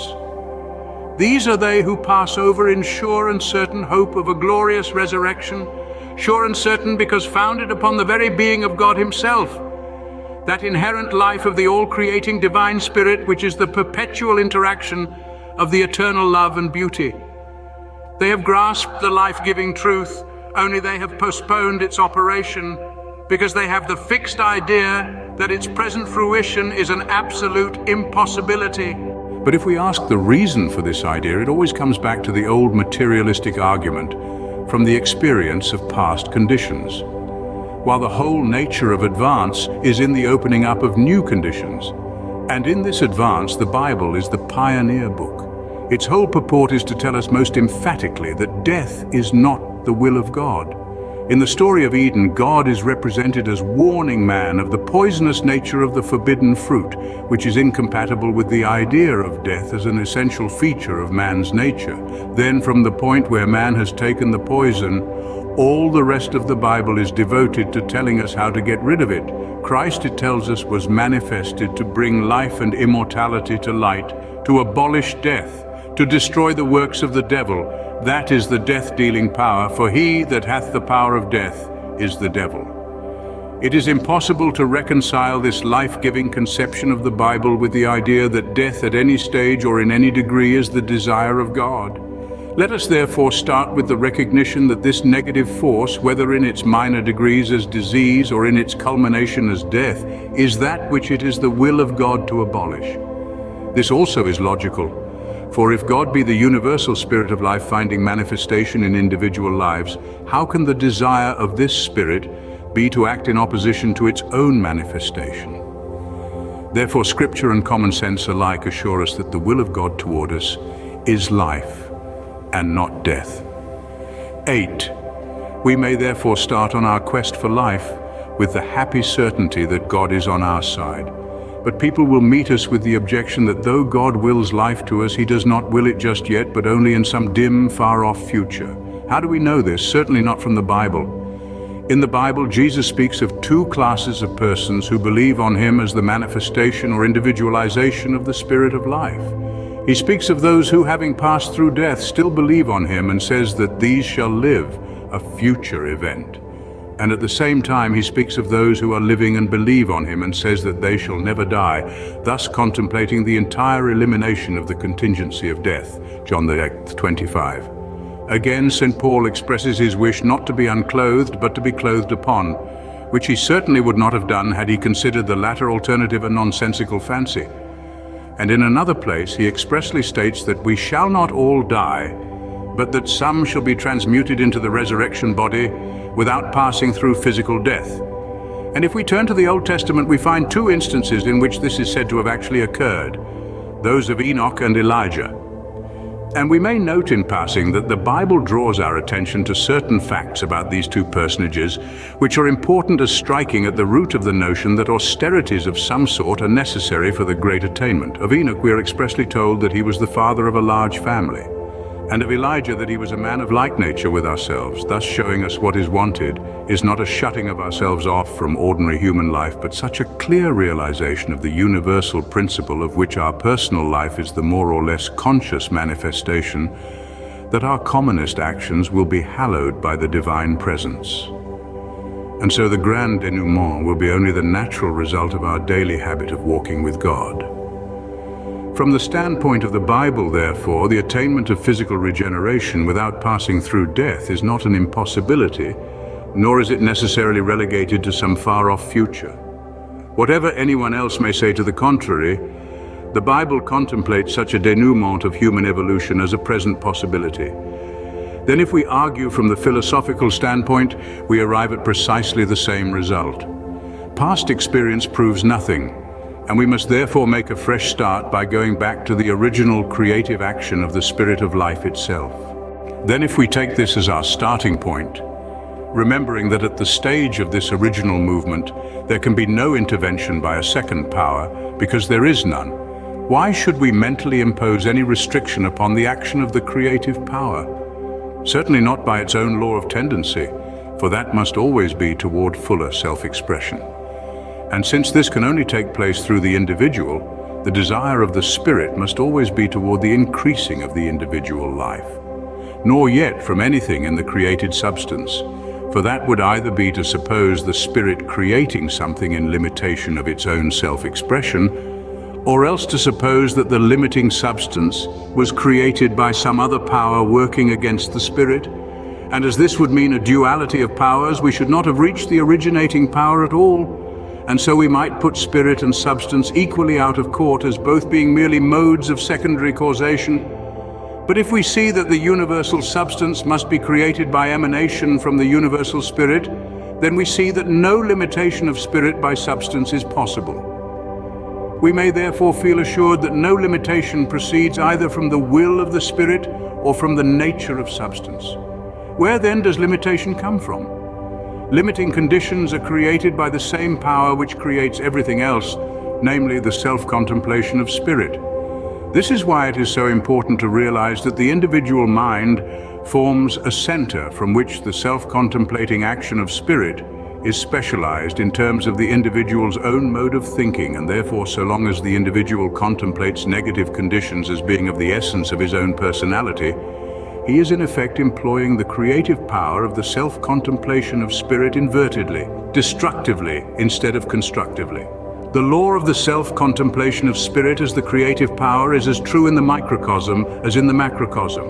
And so the individual's contemplation of himself as subject to the law of sin and death keeps him subject to that law, while the opposite self-contemplation, the contemplation of himself as rejoicing in the life of the spirit, the perfect law of liberty, must necessarily produce the opposite results. Why then should not regeneration be accomplished here and now? I can see no reason against it, either scriptural or philosophical, except our own difficulty in getting rid of the race traditions which are so deeply embedded in our subjective minds. To get rid of these, we require a firm basis on which to receive the opposite suggestion. We need to be convinced that our ideal of a regenerated self is in accord with the normal standard of humanity and is within the scope of the laws of the universe. Now, to make clear to us the infinitude of the truly normal standard of humanity is the whole purpose of the Bible, and the manifestation of this standard is set before us in the central personality of the Scriptures, who is at once the Son of God and the Son of Man, the great exception, if you will, to man as we know him now, but the exception which proves the rule. In proportion as we begin to realize this, we begin to introduce into our own life the action of that personal factor on which all further development depends. And when our recognition is complete, we shall find that we also are children of God. Chapter 9, Conclusion. We are now in a position to see the place occupied by the individual in the creative order. We have found that the originating and maintaining force of the whole creative process is the self-contemplation of the spirit, and that this necessarily produces a reciprocal corresponding to the idea embodied in the contemplation, and thus manifesting that idea in a correlative form.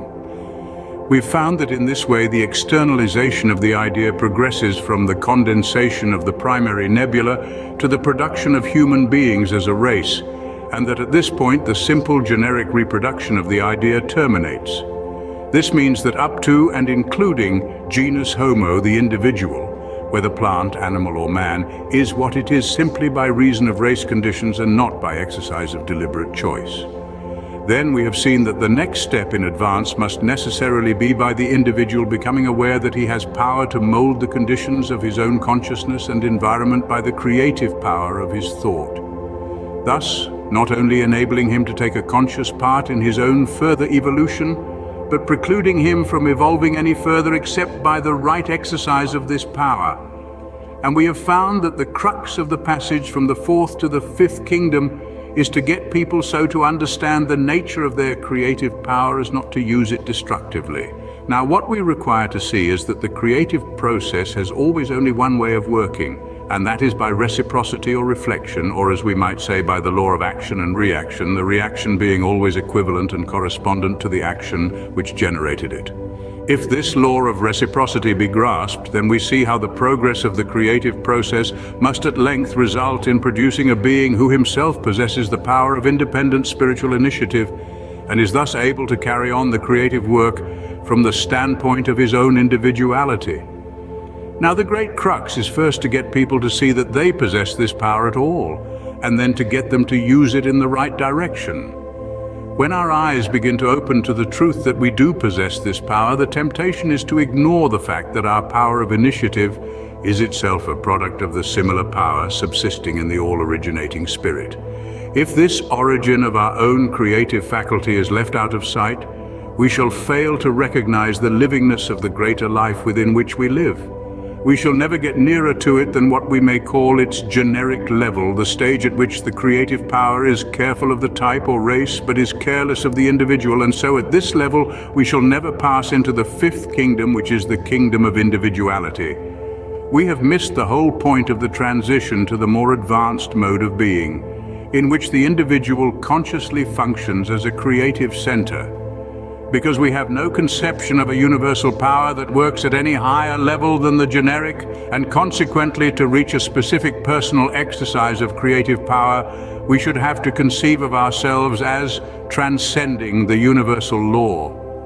But if we realize that our own power of creative initiative has its origin in the similar faculty of the all-originating mind, then we see that the way to maintain the life-giving energy in ourselves is to use our power of spiritual initiative so as to impress upon the spirit the conception of ourselves as standing related to it in a specific, individual and personal way that takes us out of the mere category of genus Homo and gives us a specific spiritual individuality of our own. Thus, our mental action produces a corresponding reaction in the mind of the spirit, which in its turn reproduces itself as a special manifestation of the life of the spirit in us. And so long as this circulation between the individual spirit and the Great Spirit is kept up, the individual life will be maintained and will also strengthen as the circulation continues, for the reason that the Spirit, as the original creative power, is a multiplying force, and the current sent into it is returned multiplied, just as in telegraphy the feeble current received from a distance at the end of a long line operates to start a powerful battery in the receiving office, which so multiplies the force as to give out a clear message, which but for the multiplication of the original movement could not have been done. Something like this, we may picture the multiplying tendency of the originating mind. And consequently, the longer the circulation between it and the individual mind goes on, the stronger the latter becomes. And this process, growing habitual, becomes at last automatic, thus producing an endless flow of life, continually expanding in intelligence, love, power, and joy. But we must note carefully that all this can only proceed from the individual's recognition that his own powers are a derivative from the all-originating spirit, and that they can continue to be used constructively only so long as they are employed in harmony with the inherent forward movement of the spirit. Therefore, to ensure this eternally flowing stream of life from the universal spirit into the individual, there must be no inversion in the individual's presentation of himself to the originating power.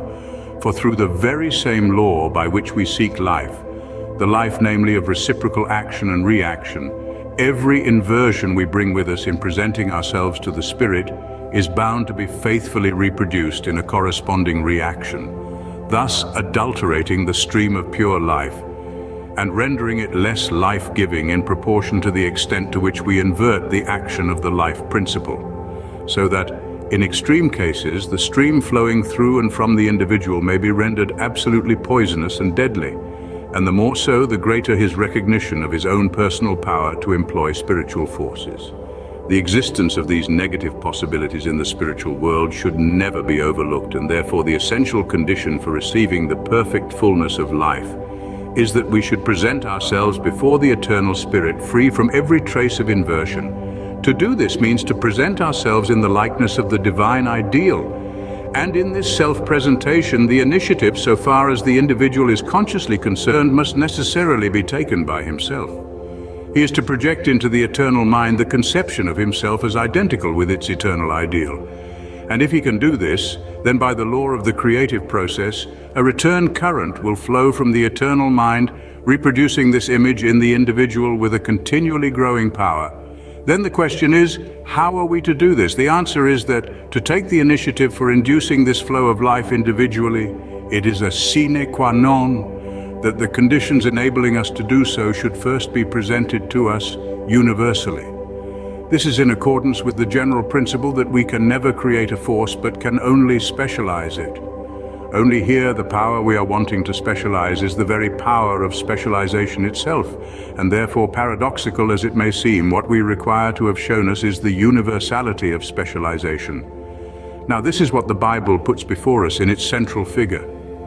Taking the Bible statements simply and literally, they show us this unique personality as the principle of humanity, alike in its spiritual origin and its material manifestation, carried to the logical extreme of specialization, while at the same time as the embodiment of the original polarity of spirit and substance.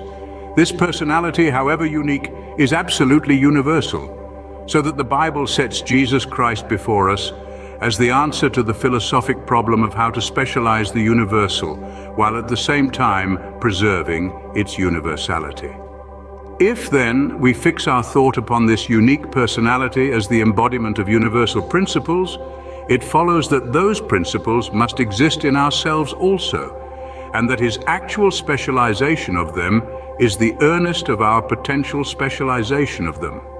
Then if we fix our thought on this potential in ourselves as being identical with its manifestation in him, we can logically claim our identity with him, so that what he has done, we have done, what he is, we are, and thus recognizing ourselves in him, we present this image of ourselves to the eternal mind, with the result that we bring with us no inversion and so import no negative current into our stream of life.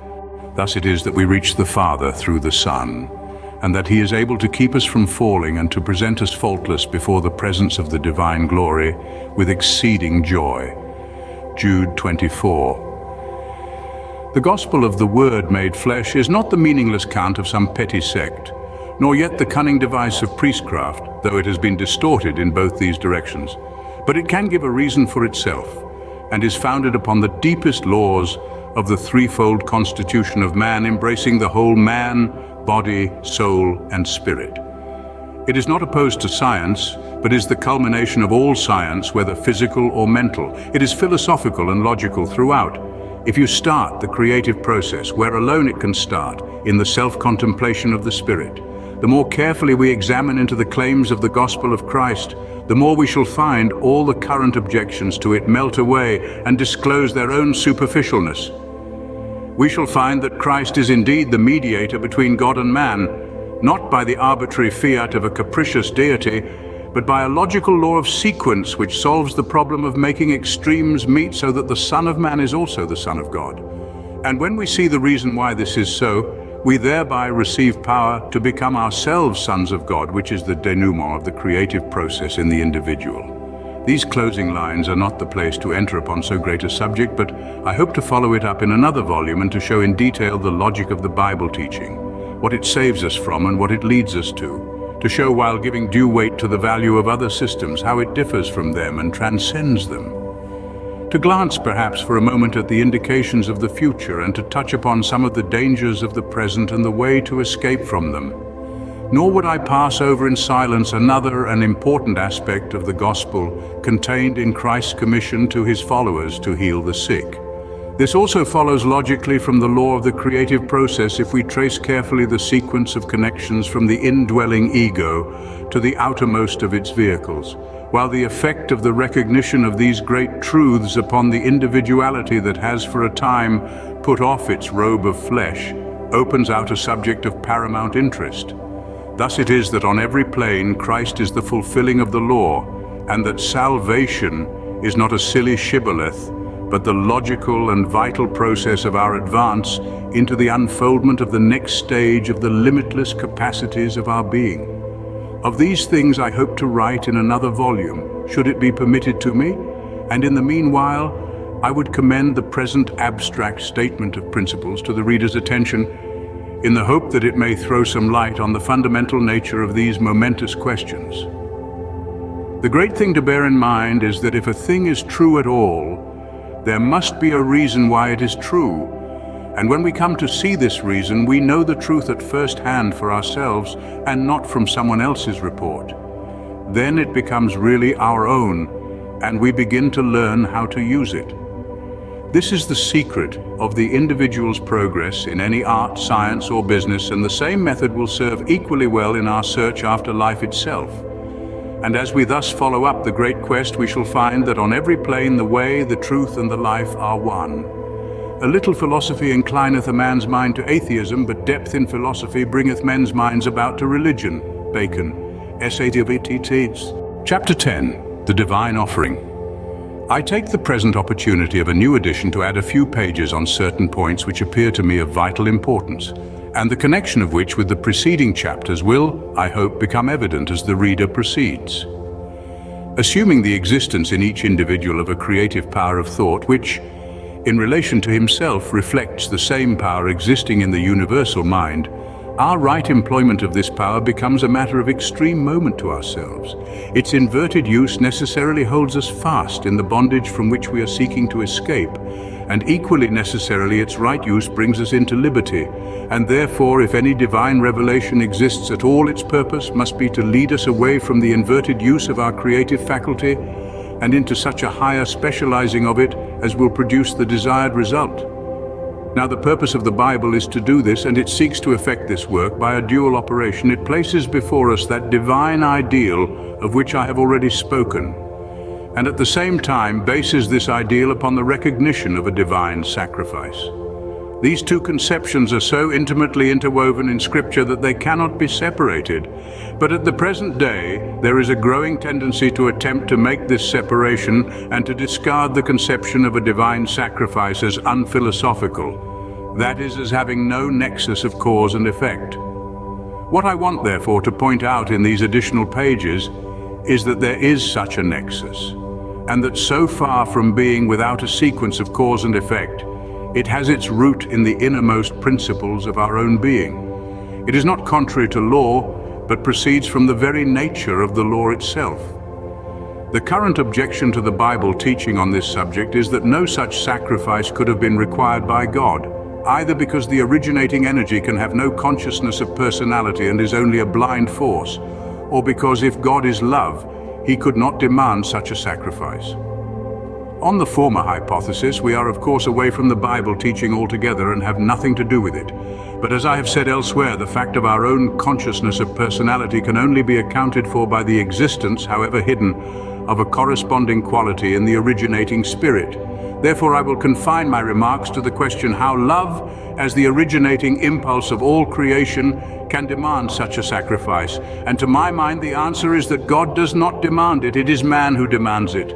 It is the instinctive craving of the human soul for certainty that requires a demonstration so convincing as to leave no room for doubt of our perfectly happy relation to the Supreme Spirit, and consequently to all that flows from it, whether on the side of the visible or of the invisible. When we grasp the fact that such a standpoint of certainty is the necessary foundation for the building up in ourselves of the divine ideal, then it becomes clear that to afford us this firm basis is the greatest work that the Spirit, in its relation to human personality, could do.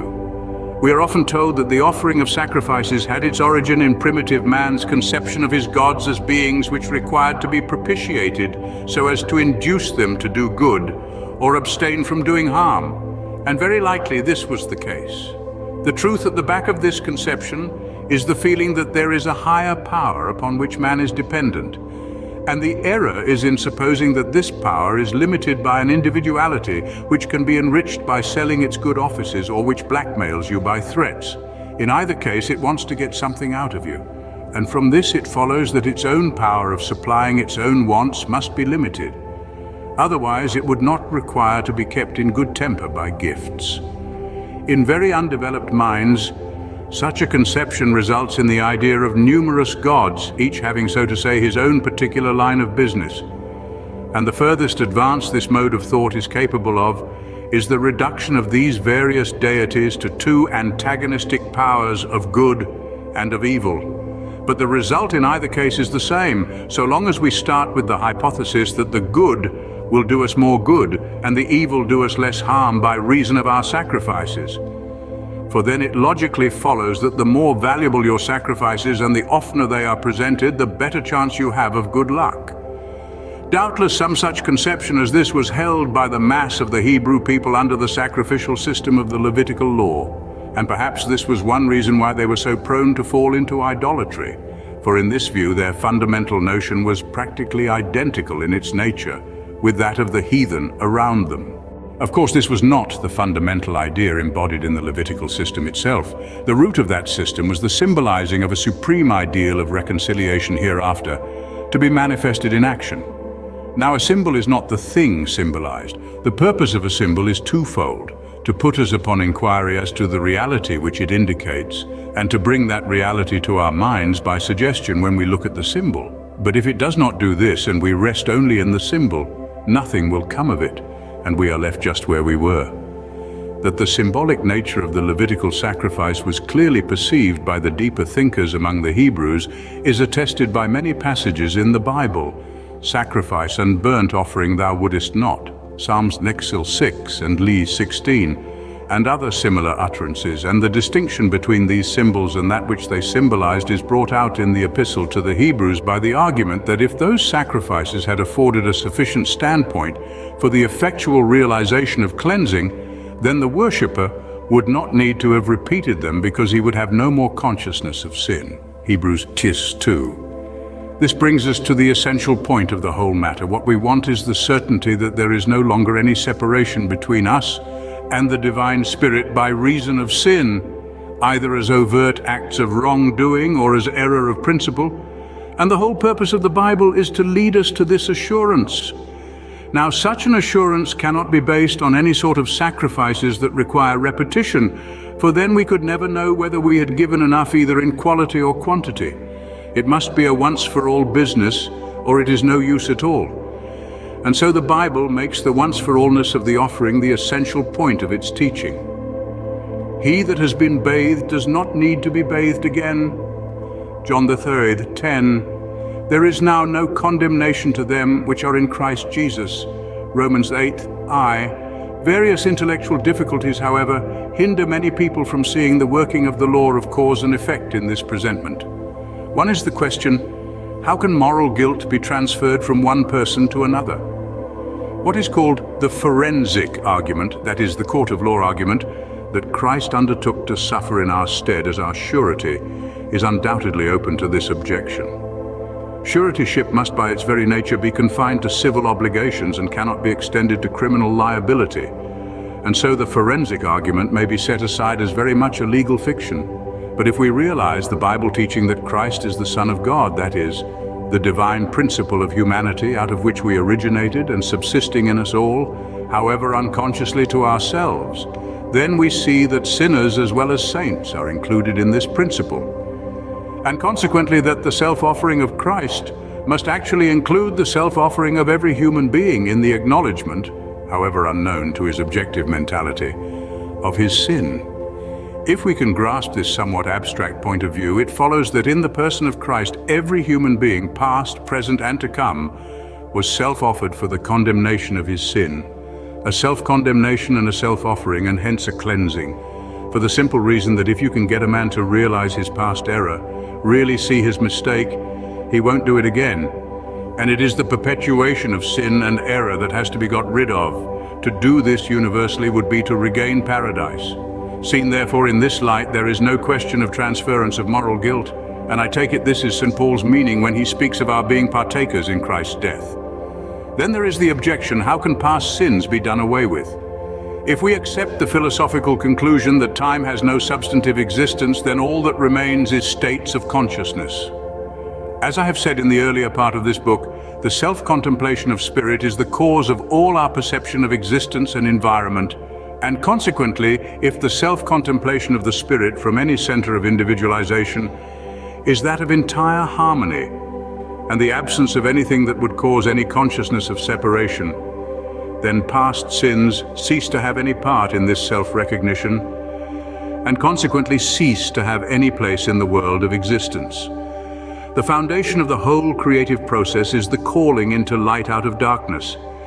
That which makes manifest is light, and consequently the converse action is that of sending out of light into darkness, that is, into not being. Now this is exactly what the Spirit says in the Bible. I, even I, am he that blotteth out thy transgressions. Isaiah 25. Blotting out is the sending out of manifestation into the darkness of non-manifestation, out of being into not being. And in this way the past error ceases to have any existence, and so ceases to have any further effect upon us. It is blotted out, and from this new standpoint has never been at all. So that to continue to contemplate it is to give a false sense of existence to that which in effect has no existence.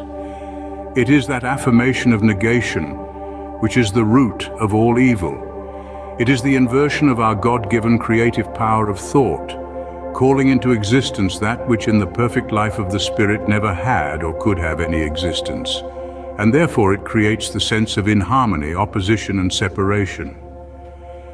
Of course, this is only relatively to ourselves, for we cannot create eternal principles. They are the being of God, and as I have already shown, these great principles of the affirmative may be summed up in the two words love and beauty. Love in essence and beauty in manifestation, but since we can only live from the standpoint of our own consciousness, we can make a false creation built upon the idea of opposites to the all-creating love and beauty, which false creation with all its accompaniments of limitation, sin, sorrow, sickness, and death must necessarily be real to us until we perceive that these things were not created by God, the Spirit of the affirmative, but by our own inversion of our true relation to the all-creating being. When then we view the matter in this light, the offering once for all of the divine sacrifice for the sin of the whole world is seen not to be a mere ecclesiastical dogma having no relation of cause and effect, but to be the highest application of the same principle of cause and effect by which the whole creation, ourselves included, has been brought into existence, the self-contemplation of spirit, producing corresponding manifestation, only now working on the level of individual personality. As I have shown at the beginning of this book, the cosmic manifestation of principles is not sufficient to bring out all that there is in them. To do this, their action must be specialized by the introduction of the personal factor. They are represented by the pillar Jachin, but it must be equilibrated by the pillar Boaz, law and personality, the two pillars of the universe. And in the one offering we have the supreme combination of these two principles, the highest specialization of law by the highest power of personality. These are eternal principles, and therefore we are told that the Lamb was slain from the foundation of the world. And because thoughts are things, this supreme manifestation of the creative interaction of law and personality was bound eventually to be manifested in concrete action in the world conditioned by time and space. And so it was that the supreme manifestation of the love of God to meet the supreme need of man took place. The history of the Jewish nation is the history of the working of the law of cause and effect, under the guidance of the divine wisdom, so as to provide the necessary conditions for the greatest event in the world's history. For if Christ was to appear, it must be in some nation, in some place, and at some time. But to trace the steps by which, through an intelligible sequence of causes, these necessary conditions were provided, belongs rather to an investigation of Bible history than to our present purpose, so I will not enter into these details here. But what I hope I have in some measure made clear is that there is a reason why Christ should be manifested and should suffer and rise again, and that so far from being a baseless superstition, The reconciling of the world to God through the one offering once for all offered for the sin of the whole world lays the immovable foundation upon which we may build securely for all the illimitable future. Chapter 11. Ourselves in the divine offering. If we have grasped the principle I have endeavored to state in the last chapter, we shall find that with this new standpoint, a new life and a new world begin to open out to us. This is because we are now living from a new recognition of ourselves and of God. Eternal truth, that which is the essential reality of being, is always the same. It has never altered. For whatever is capable of passing away and giving place to something else is not eternal, and therefore the real essence of our being, as proceeding from God and subsisting in Him, has always been the same.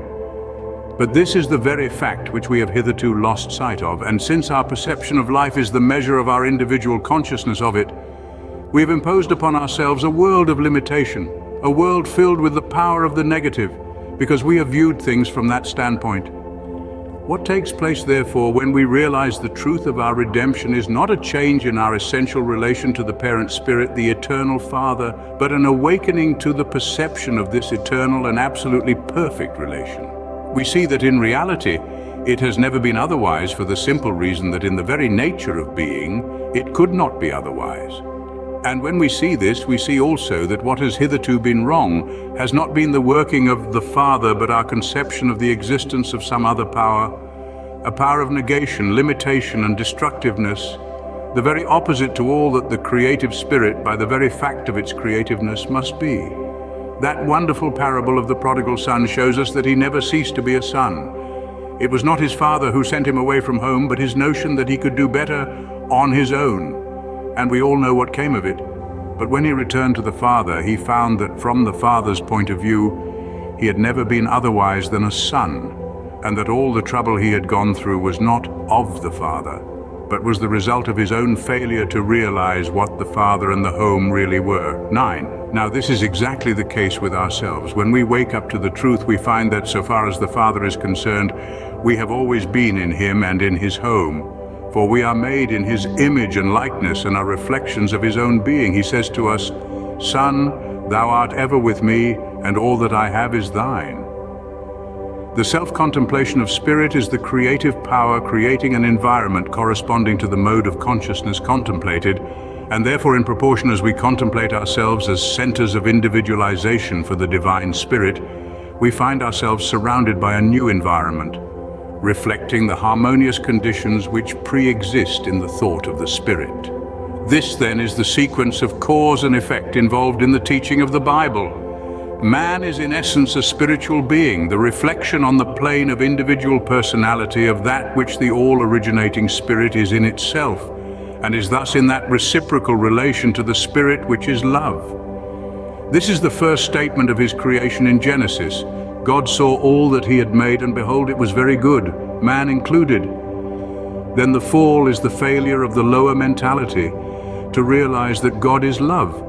In a word, that love is the only ultimate motive power it is possible to conceive, and that the creations of love cannot be otherwise than good and beautiful.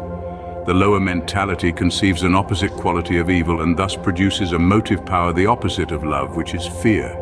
And so fear is born into the world, giving rise to the whole brood of evil, anger, hatred, envy, lies, violence, and the like, and on the external plane giving rise to discordant vibrations which are the root of physical ill. If we analyze our motives, we shall find that they are always some mode either of love or fear, and fear has its root in the recognition of some power other than perfect love, which is God the one all-embracing good. Fear has a creative force which invertedly mimics that of love, but the difference between them is that love is eternal and fear is not. Love as the original creative motive is the only logical conclusion we can come to as to why we ourselves or any other creation exists. Fear is illogical because to regard it as having any place in the original creative motive involves a contradiction in terms. By accepting the notion of a dual power, that of good and evil, the inverted creative working of fear is introduced with all its attendant train of evil things. This is the eating of the deadly tree which occasions the fall, and therefore the redemption which requires to be accomplished is a redemption from fear, not merely from this or that particular fear, but from the very root of fear, which root is unbelief in the love of God. The refusal to believe that love alone is the creating power in all things, whether small beyond our recognition or great beyond our conception. Therefore, to bring about this redemption, there must be such a manifestation of the divine love to man as, when rightly apprehended, will leave no ground for fear. And when we see that the sacrifice of the cross was the self-offering of love made in order to provide this manifestation, then we see that all the links in the chain of cause and effect are complete, and that fear never had any place in the creative principle, whether as acting in the creation of a world or of a man.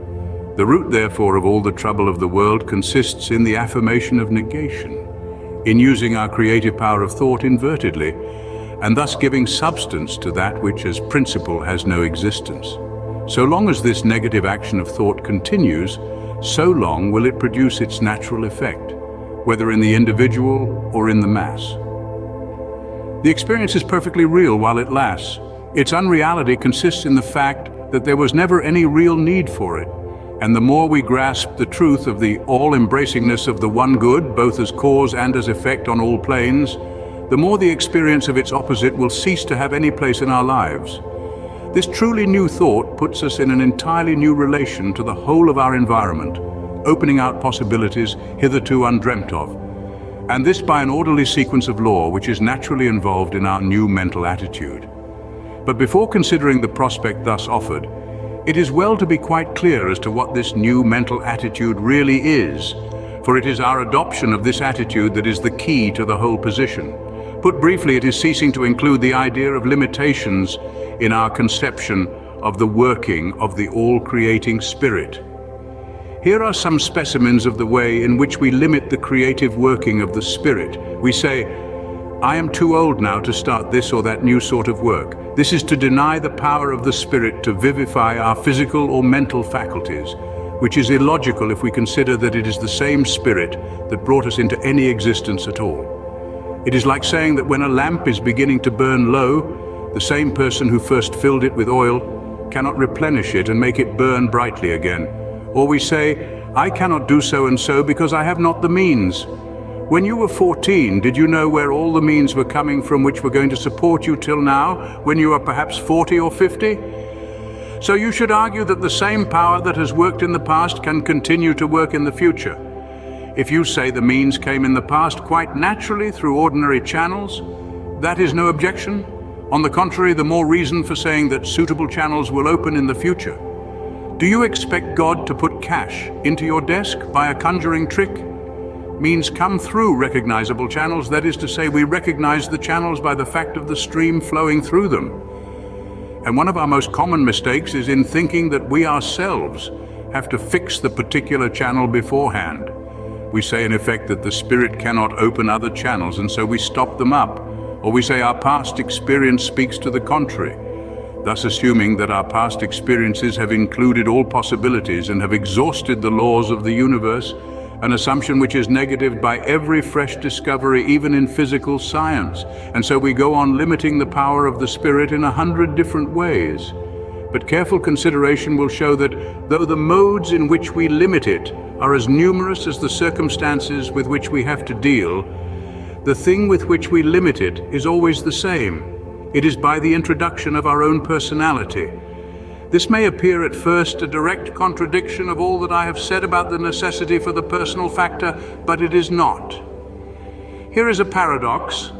To open out into manifestation the wonderful possibilities hidden in the creative power of the universe, we require to do two things: to see that we ourselves are necessary as centers for focusing that power, and at the same time to withdraw the thought of ourselves as contributing anything to its efficiency. It is not I that work, but the power. Yet the power needs me because it cannot specialize itself without me. In a word, each is the complementary of the other, and the higher the degree of specialization is to be, the more necessary is the intelligent and willing cooperation of the individual. This is the scriptural paradox that the Son can do nothing of himself. And yet we are told to be fellow workers with God. It ceases to be a paradox, however, when we realize the relation between the two factors concerned, God and man. Our mistake is in not discriminating between their respective functions and putting man in the place of God. In our everyday life, we do this by measuring the power of God by our past experiences and the deductions we draw from them. But there is another way of putting man in the place of God, and that is by the misconception that the all-originating spirit is merely a cosmic force without intelligence, and that man has to originate the intelligence without which no specific purpose can be conceived. This latter is the error of much of the present-day philosophy and has to be specially guarded against. This was perceived by some of the medieval students of these things, and they accordingly distinguished between what they called animus dei and anima mundi, the divine spirit and the soul of the universe. Now the distinction is this, that the essential quality of animus dei is personality. Not a person, but the very principle of personality itself, while the essential quality of anima mundi is impersonality. Then right here comes in that importance of the personal factor of which I have already spoken. The powers latent in the impersonal are brought out to their fullest development by the operation of the personal. This, of course, does not consist in changing the nature of those powers, for that is impossible, but in making such combinations of them by personal selection as to produce results which could not otherwise be obtained. Thus, for example, number is in itself impersonal, and no one can alter the laws which are inherent in it. But what we can do is to select particular numbers and the sort of relation, such as subtraction, multiplication, etc., which we will establish between them. And then by the inherent law of number, a certain result is bound to work out. Now, our own essential quality is the consciousness of personality. And as we grow into the recognition of the fact that the impersonal is, as it were, crying out for the operation upon it of the personal in order to bring its latent powers into working, we shall see how limitless is the field that thus opens before us. The prospect is wonderful beyond our present conception and full of increasing glory if we realize the true foundation on which it rests. But herein lies the danger. It consists in not realizing that the infinite of the impersonal is, and also that the infinite of the personal is. Both are infinite and so require differentiation through our own personality, but in their essential quality each is the exact balance of the other, not in contradiction to each other, but as complementary to one another, each supplying what the other needs for its full expression, so that the two together make a perfect whole. If, however, we see this relation and our own position as the connecting link between them, we shall see only ourselves as the personal factor. But the more we realize, both by theory and experience, the power of human personality brought into contact with the impersonal soul of nature, and employed with a knowledge of its power and a corresponding exercise of the will, the less we shall be inclined to regard ourselves as the supreme factor in the chain of cause and effect. Consideration of this argument points to the danger of much of the present-day teaching regarding the exercise of thought power as a creative agency. The principle on which this teaching is based is sound and legitimate, for it is inherent in the nature of things. But the error is in supposing that we ourselves are the ultimate source of personality, instead of merely the distributors and specializers of it. The logical result of such a mental attitude is that putting ourselves in the place of all that is worshipped as God, which is spoken of in the 2nd chapter of the 2nd epistle to the Thessalonians and other parts of Scripture. By the very hypothesis of the case, we then know no higher will than our own, and so are without any unifying principle to prevent the conflict of wills which must then arise, a conflict which must become more and more destructive the greater the power possessed by the contending parties, and which, if there were no counterbalancing power, must result in the ultimate destruction of the existing race of men. But there is a counterbalancing power. It is the very same power used affirmatively instead of negatively.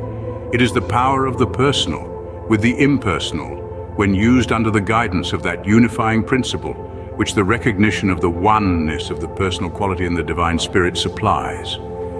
Those who are using the creative power of thought only from the standpoint of individual personality have obviously less power than those who are using it from the standpoint of the personality inherent in the living spirit, which is the source and fountain of all energy and substance. And therefore, in the end, the victory must remain with these latter. And because the power by which they conquer is that of the unifying personality itself, their victory must result in the establishment of peace and happiness throughout the world, and is not a power of domination but of helpfulness and enlightenment. The choice is between these two mottos: each for himself and devil take the hindmost, or God for us all. In proportion, therefore, as we realize the immense forces dormant in the impersonal soul of nature, only awaiting the introduction of the personal factor, to wake them up into activity and direct them to specific purposes, the wider we shall find the scope of the powers within the reach of man, and the more clearly we perceive the impersonalness of the very principle of personality itself, the clearer our own proper position as affording the differentiating medium between these two infinitudes will become to us. The impersonalness of the principle of personality looks like a contradiction in terms, but it is not. I combine these two seemingly contradictory terms as the best way to convey to the reader the idea of the essential quality of personality not yet differentiated into individual centers of consciousness for the doing of particular work. Looked at in this way, the infinite of personality must have unity of purpose for its foundation, for otherwise it would consist of conflicting personalities, in which case we have not yet reached the one all-originating cause. Or to put it in another way, an infinite personality divided against itself would be an infinite insanity, a creator of a cosmic bedlam, which as a scientific fact would be impossible of existence. Therefore, the conception of an infinite of personality necessarily implies a perpetual unity of purpose. And for the same reason, this purpose can only be the fuller and fuller expression of an infinite unity of consciousness. And unity of consciousness necessarily implies the entire absence of all that would impair it. And therefore its expression can only be as universal harmony. If then the individual realizes this true nature of the source from which his own consciousness of personality is derived, his ideas and work will be based upon this foundation, with the result that as between ourselves peace and goodwill towards men must accompany this mode of thought, and as between us and the strictly impersonal soul of nature, our increasing knowledge in that direction would mean increasing power for carrying out our principle of peace and goodwill. As this perception of our relation to the Spirit of God and the soul of nature spreads from individual to individual, so the kingdom of God will grow, and its universal recognition would be the establishing of the kingdom of heaven on earth. Perhaps the reader will ask why I say the soul of nature instead of saying the material universe. The reason is that in using our creative power of thought, we do not operate directly upon material elements. To do that is the work of construction from without and not of creation from within. The whole tendency of modern physical science is to reduce all matter in the final analysis to energy working in a primary ether. Whence this energy and this ether proceed is not the subject of physical analysis. That is a question which cannot be answered by means of the vacuum tube or the spectroscope. Physical science is doing its legitimate work in pushing further and further back the unanalyzable residuum of nature, but however far back, an ultimate unanalyzable residuum there must always be. And when physical science brings us to this point, it hands us over to the guidance of psychological investigation. Just as in the Divina Commedia, Virgil transfers Dante to the guidance of Beatrice for the study of the higher realms. Various rates of rapidity of motion in this primary ether, producing various numerical combinations of positively and negatively electrified particles, result in the formation of what we know as the different chemical elements, and thus explains the phenomena of their combining quantities, the law by which they join together to form new substances only in certain exact numerical ratios. From the first movement in the primary ether to solid substances, such as wood or iron or our own flesh, is thus a series of vibrations in a succession of mediums, each denser than the preceding one, out of which it was concreted, and from which it receives the vibratory impulse. This is in effect what physical science has to tell us. But to get further back, we must look into the world of the invisible, and it is here that psychological study comes to our aid. We cannot, however, study the invisible side of nature by working from the outside. And so at this point of our studies, we find the use of the time-honored teaching regarding the parallelism between the macrocosm and the microcosm. If the microcosm is the reproduction in ourselves of the same principles as exist in the macrocosm or universe in which we have our being, then by investigating ourselves we shall learn the nature of the corresponding invisible principles in our environment. Here then is the application of the dictum of the ancient philosophy, know thyself.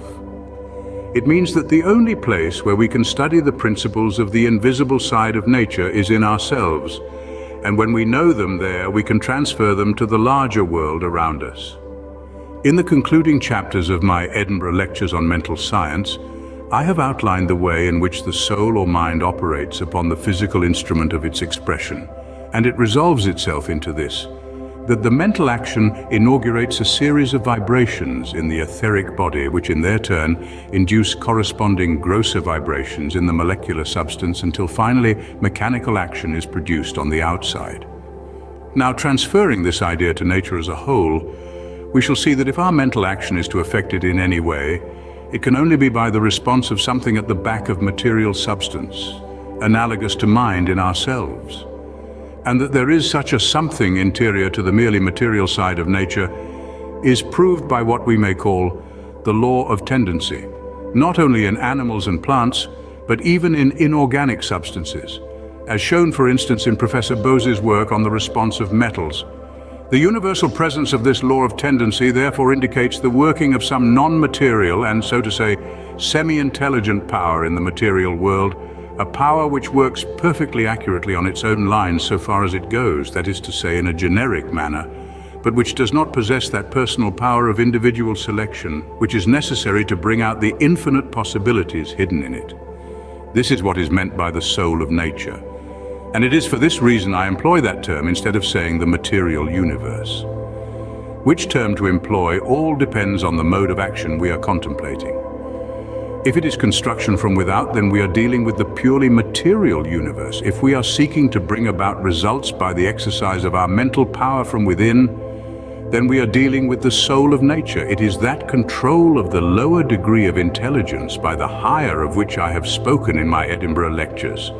If we realize what I have endeavored to make clear in the earlier portion of this book, that the whole creation is produced by the operation of the divine will upon the soul of nature, it will be evident that we can set no limits to the potencies hidden in the latter and capable of being brought out by the operation of the personal factor upon it. Therefore, granted a sufficiently powerful concentration of will, whether by an individual or a group of individuals, we can well imagine the production of stupendous effects by this agency. And in this way I would explain the statements made in Scripture regarding the marvelous powers to be exercised by the Antichrist, whether personal or collective. They are psychic powers, the power of the soul of man over the soul of nature. But the soul of nature is quite impersonal, and therefore the moral quality of this action depends entirely on the human operator.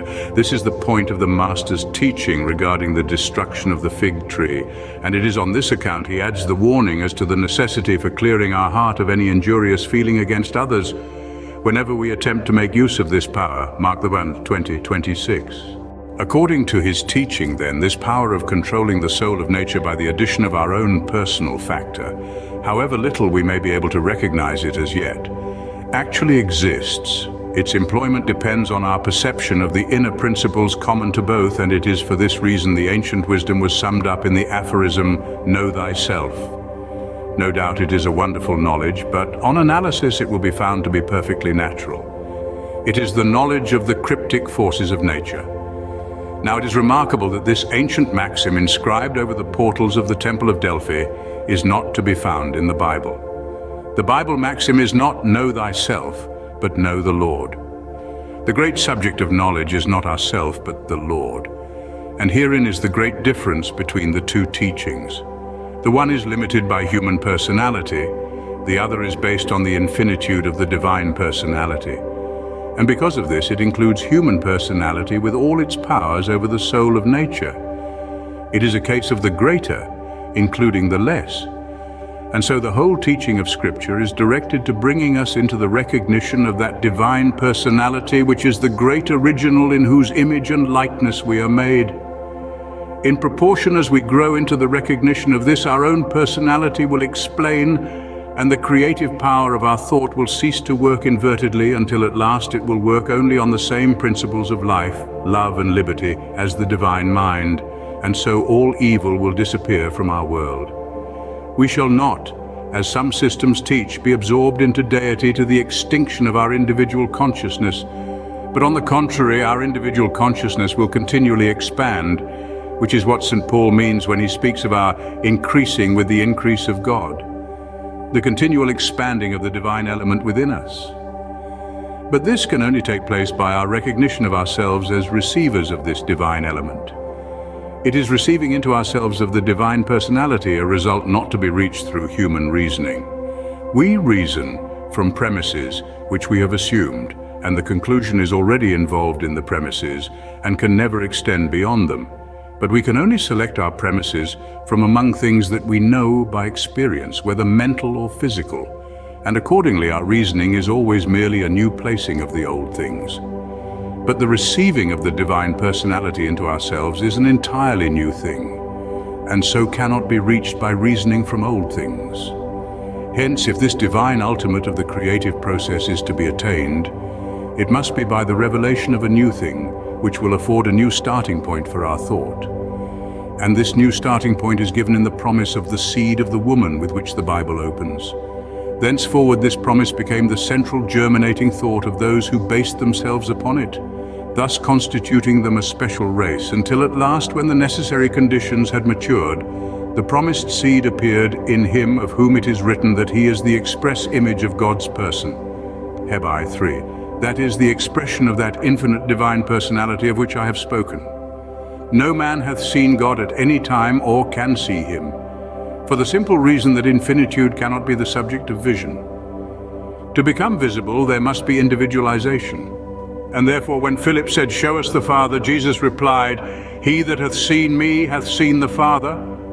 The Word must become flesh before St. John could say, "That which was from the beginning, which we have heard, which we have seen with our eyes, which we have looked upon and our hands have handled of the word of life."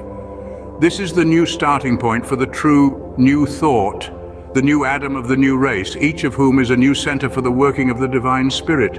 This is what Jesus meant when he said, "Except ye eat the flesh and drink the blood of the Son of Man, ye have no life in you. My flesh is meat indeed, and my blood is drink indeed." Such a contemplation of the divine personality in him as will cause a like receiving of the divine personality into individualization in ourselves. This is the great purpose of the creative process in the individual. It terminates the old series which began with birth after the flesh and inaugurates a new series by birth after the Spirit, a new life of infinite unfoldment with glorious possibilities beyond our highest conception. But all this is logically based upon our recognition of the personalness of God and of the relation of our individual personality to this eternal and infinite personality. And the result of this is worship, not an attempt to butter up the Almighty and get him into good temper, but the reverent contemplation of what this personality must be in itself. And when we see it to be that life, love, beauty, etc., of which I spoke at the beginning of this book, we shall learn to love him for what he is, and our prayer will be, "Give me more of thyself." If we realize the great truth that the kingdom of heaven is within us, that it is the kingdom of the innermost of our own being and of all creation, and if we realize that this innermost is the place of the originating power where time and space do not exist, and therefore antecedent to all conditions, then we shall see the true meaning of worship. It is the perception of the innermost spirit as eternally subsisting independently of all conditioned manifestation, so that in the true worship our consciousness is removed from the outer sphere of existence to the innermost center of unconditioned being. There we find the eternal being of God pure and simple, and we stand reverently in this supreme presence, knowing that it is the source of our own being, and wrapped in the contemplation of this, the conditioned is seen to flow out from it. Perceiving this, the conditioned passes out of our consideration, for it is seen not to be the eternal reality. We have reached that level of consciousness where time and space remain no longer. Yet the reverence, which the vision of this supreme center of all being cannot fail to inspire, is coupled with a sense of feeling quite at home with it. This is because as the center of all being, it is the center of our own being also, It is one with ourselves. It is recognizing itself from our own center of consciousness, so that here we have got back to that self-contemplation of spirit, which is the first movement of the creating power. Only now this self-contemplation is the action of the all-originating spirit upon itself from the center of our own consciousness. So this worship in the temple of the innermost is at once reverent adoration and familiar intercourse, not the familiarity that breeds contempt, but a familiarity producing love, because as it increases, we see more clearly the true life of the Spirit as the continual interaction of love and beauty, and the Spirit's recognition of ourselves as an integral portion of its own life. This is not an unpractical, dreamy speculation, but has a very practical bearing. Death will someday cease to be, for the simple reason that life alone can be the enduring principle. But we have not yet reached this point in our evolution. Whether any in this generation will reach it, I cannot say. But for the rank and file of us, the death of the body seems to be by far the more probable event. Now, what must this passing out of the body mean to us? It must mean that we find ourselves without the physical vehicle, which is the instrument through which our consciousness comes in touch with the external world and all the interests of our present daily life. But the mere putting off of the body does not of itself change the mental attitude. And so if our mind is entirely centered upon these passing interests and external conditions, the loss of the instrument by which we held touch with them must involve a consciousness of desire for the only sort of life we have known, coupled with a consciousness of our inability to participate in it, which can only result in a consciousness of distress and confusion such as in our present state we cannot imagine. On the other hand, if we have in this world realized the true principle of the worship of the eternal source from which all conditioned life flows out, and in a communing with the great reality, we have already passed beyond that consciousness of life which is limited by time and space. And so when we put off this mortal body, we shall find ourselves upon familiar ground, and therefore not wandering in confusion but quite at home, dwelling in the same light of the eternal in which we have been accustomed to dwell as an atmosphere enveloping the conditioned life of today. Then finding ourselves thus at home on a plane where time and space do not exist, there will be no question with us of duration. The consciousness will be simply that of peaceful, happy being. That a return to more active personal operation will eventually take place is evidenced by the fact that the basis of all further evolution is the differentiating of the undifferentiated life of the spirit into specific channels of work, through the intermediary of individual personality, without which the infinite potentialities of the creative law cannot be brought to light. Therefore, however various our opinions as to its precise form, resurrection as a principle is a necessity of the creative process. But such a return to more active life will not mean a return to limitations, but the opening of a new life in which we shall transcend them all, because we have passed beyond the misconception that time and space are of the essence of life. When the misconception regarding time and space is entirely eradicated, all other limitations must disappear, because they have their root in this primary one. They are only particular forms of the general proposition. Therefore, though form with its accompanying relations of time and space is necessary for manifestation, these things will be found not to have any force in themselves, thus creating limitation, but to be the reflection of the mode of thought which projects them as the expression of itself. Nor is there any inherent reason why this process should be delayed till some far-off future. There is no reason why we should not commence at once. No doubt our inherited and personally engendered modes of thought make this difficult, and by the nature of the process it will be only when all our thoughts are conformed to this principle that the complete victory will be won. But there must be a commencement to everything, and the more we habituate ourselves to live in that center of the innermost where conditions do not exist, the more we shall find ourselves gaining control over outward conditions, because the stream of conditioned life flows out from the center of unconditioned life, and therefore this intrinsic principle of worship has in it the promise both of the life that now is and of that which is to come. Only we must remember that the really availing worship is that of the undifferentiated source, because it is the source, and not as a backhanded way of diverting the stream into some petty channel of conditions. For that would only be to get back to the old circle of limitation from which we're seeking to escape. But if we realize these things, We have already laid hold of the principle of resurrection, and in point of principle, we are already living the resurrection life. What progress we may make in it depends on our practical application of the principle. But simply as principle, there is nothing in the principle itself to prevent its complete working at any moment. This is why Jesus did not refer resurrection to some remote point of time, but said, "I am the resurrection and the life." No principle can carry in itself an opposite and limiting principle contradictory of its own nature, and this is as true of the principle of life as of any other principle. It is we who by our thought introduce an opposite and limiting principle, and so hinder the working of the principle we are seeking to bring into operation. But so far as the principle of life itself is concerned, there is in it no reason why it should not come into perfect manifestation here and now. This then is the true purpose of worship. It is to bring us into conscious and loving intercourse with the supreme source of our own being. And seeing this, we shall not neglect the outward forms of worship. From what we now know, they should mean more to us than to others, and not less. And in especial, if we realize the manifestation of the divine personality in Jesus Christ and its reproduction in man, we shall not neglect his last command to partake of that sacred memorial to his flesh and blood, which he bequeathed to his followers with the words, "This do in remembrance of me." This holy rite is no superstitious human invention.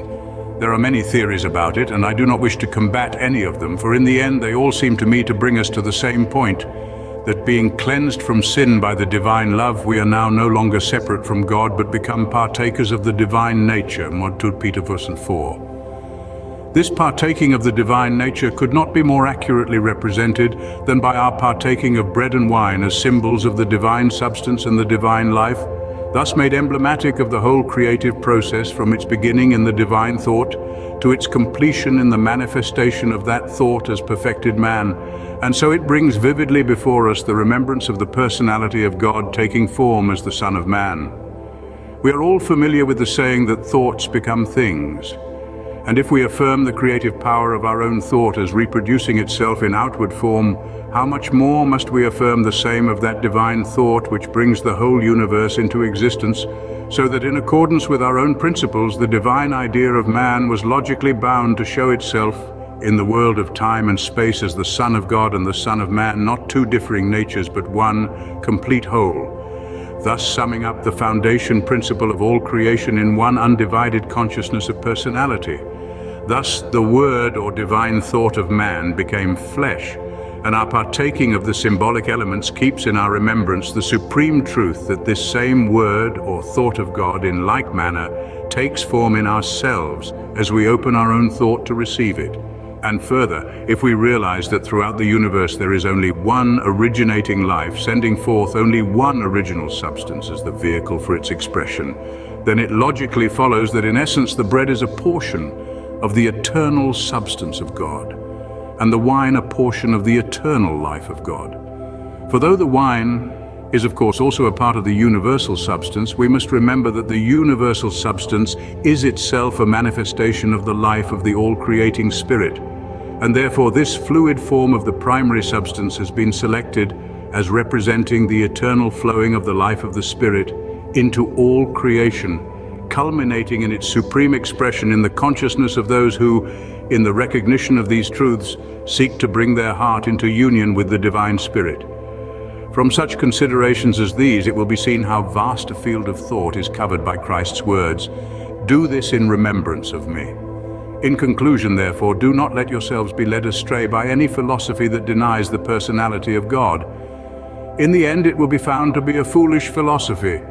No other starting point of creation is conceivable than the self-contemplation of the divine Spirit, and the logical sequence from this brings us to the ultimate result of the creative process in the statement that, if any man be in Christ, he is a new creature, or as the margin has it, a new creation. 2 Corinthians 17. Such vain philosophies have only one logical result, which is to put yourself in the place of God, and then what have you to lean upon in the hour of trial? It is like trying to climb up a ladder that is resting against nothing. Therefore, says the Apostle Paul, beware lest any man spoil you through philosophy and vain deceit, after the tradition of man, after the rudiments of the world, and not after Christ. Colonel II. 8. The teaching of the Bible is sound philosophy, sound reasoning, and sound science because it starts with the sound premises that all creation proceeds out of God and that man is made in the image and likeness of his Creator. It nowhere departs from the law of cause and effect, and by the orderly sequence of this law it brings us at last to the new creation both in ourselves and in our environment, so that we find the completion of the creative process in the declaration, the tabernacle of God is with men, Reverend 3, and in the promise, this is the covenant that I will make with them after those days, that is, the days of our imperfect apprehension of these things. Saith the Lord, I will dwell in them and walk in them, and I will be their God, and they shall be my people, and I will put my laws into their hearts, and in their minds will I write them, and their sins and their iniquities will I remember no more. Hebrews 16, 16, Jeremiah 33. Truly does Bacon say, a little philosophy inclineth a man's mind to atheism, but depth in philosophy bringeth men's minds about to religion. Bacon, Essay 14th.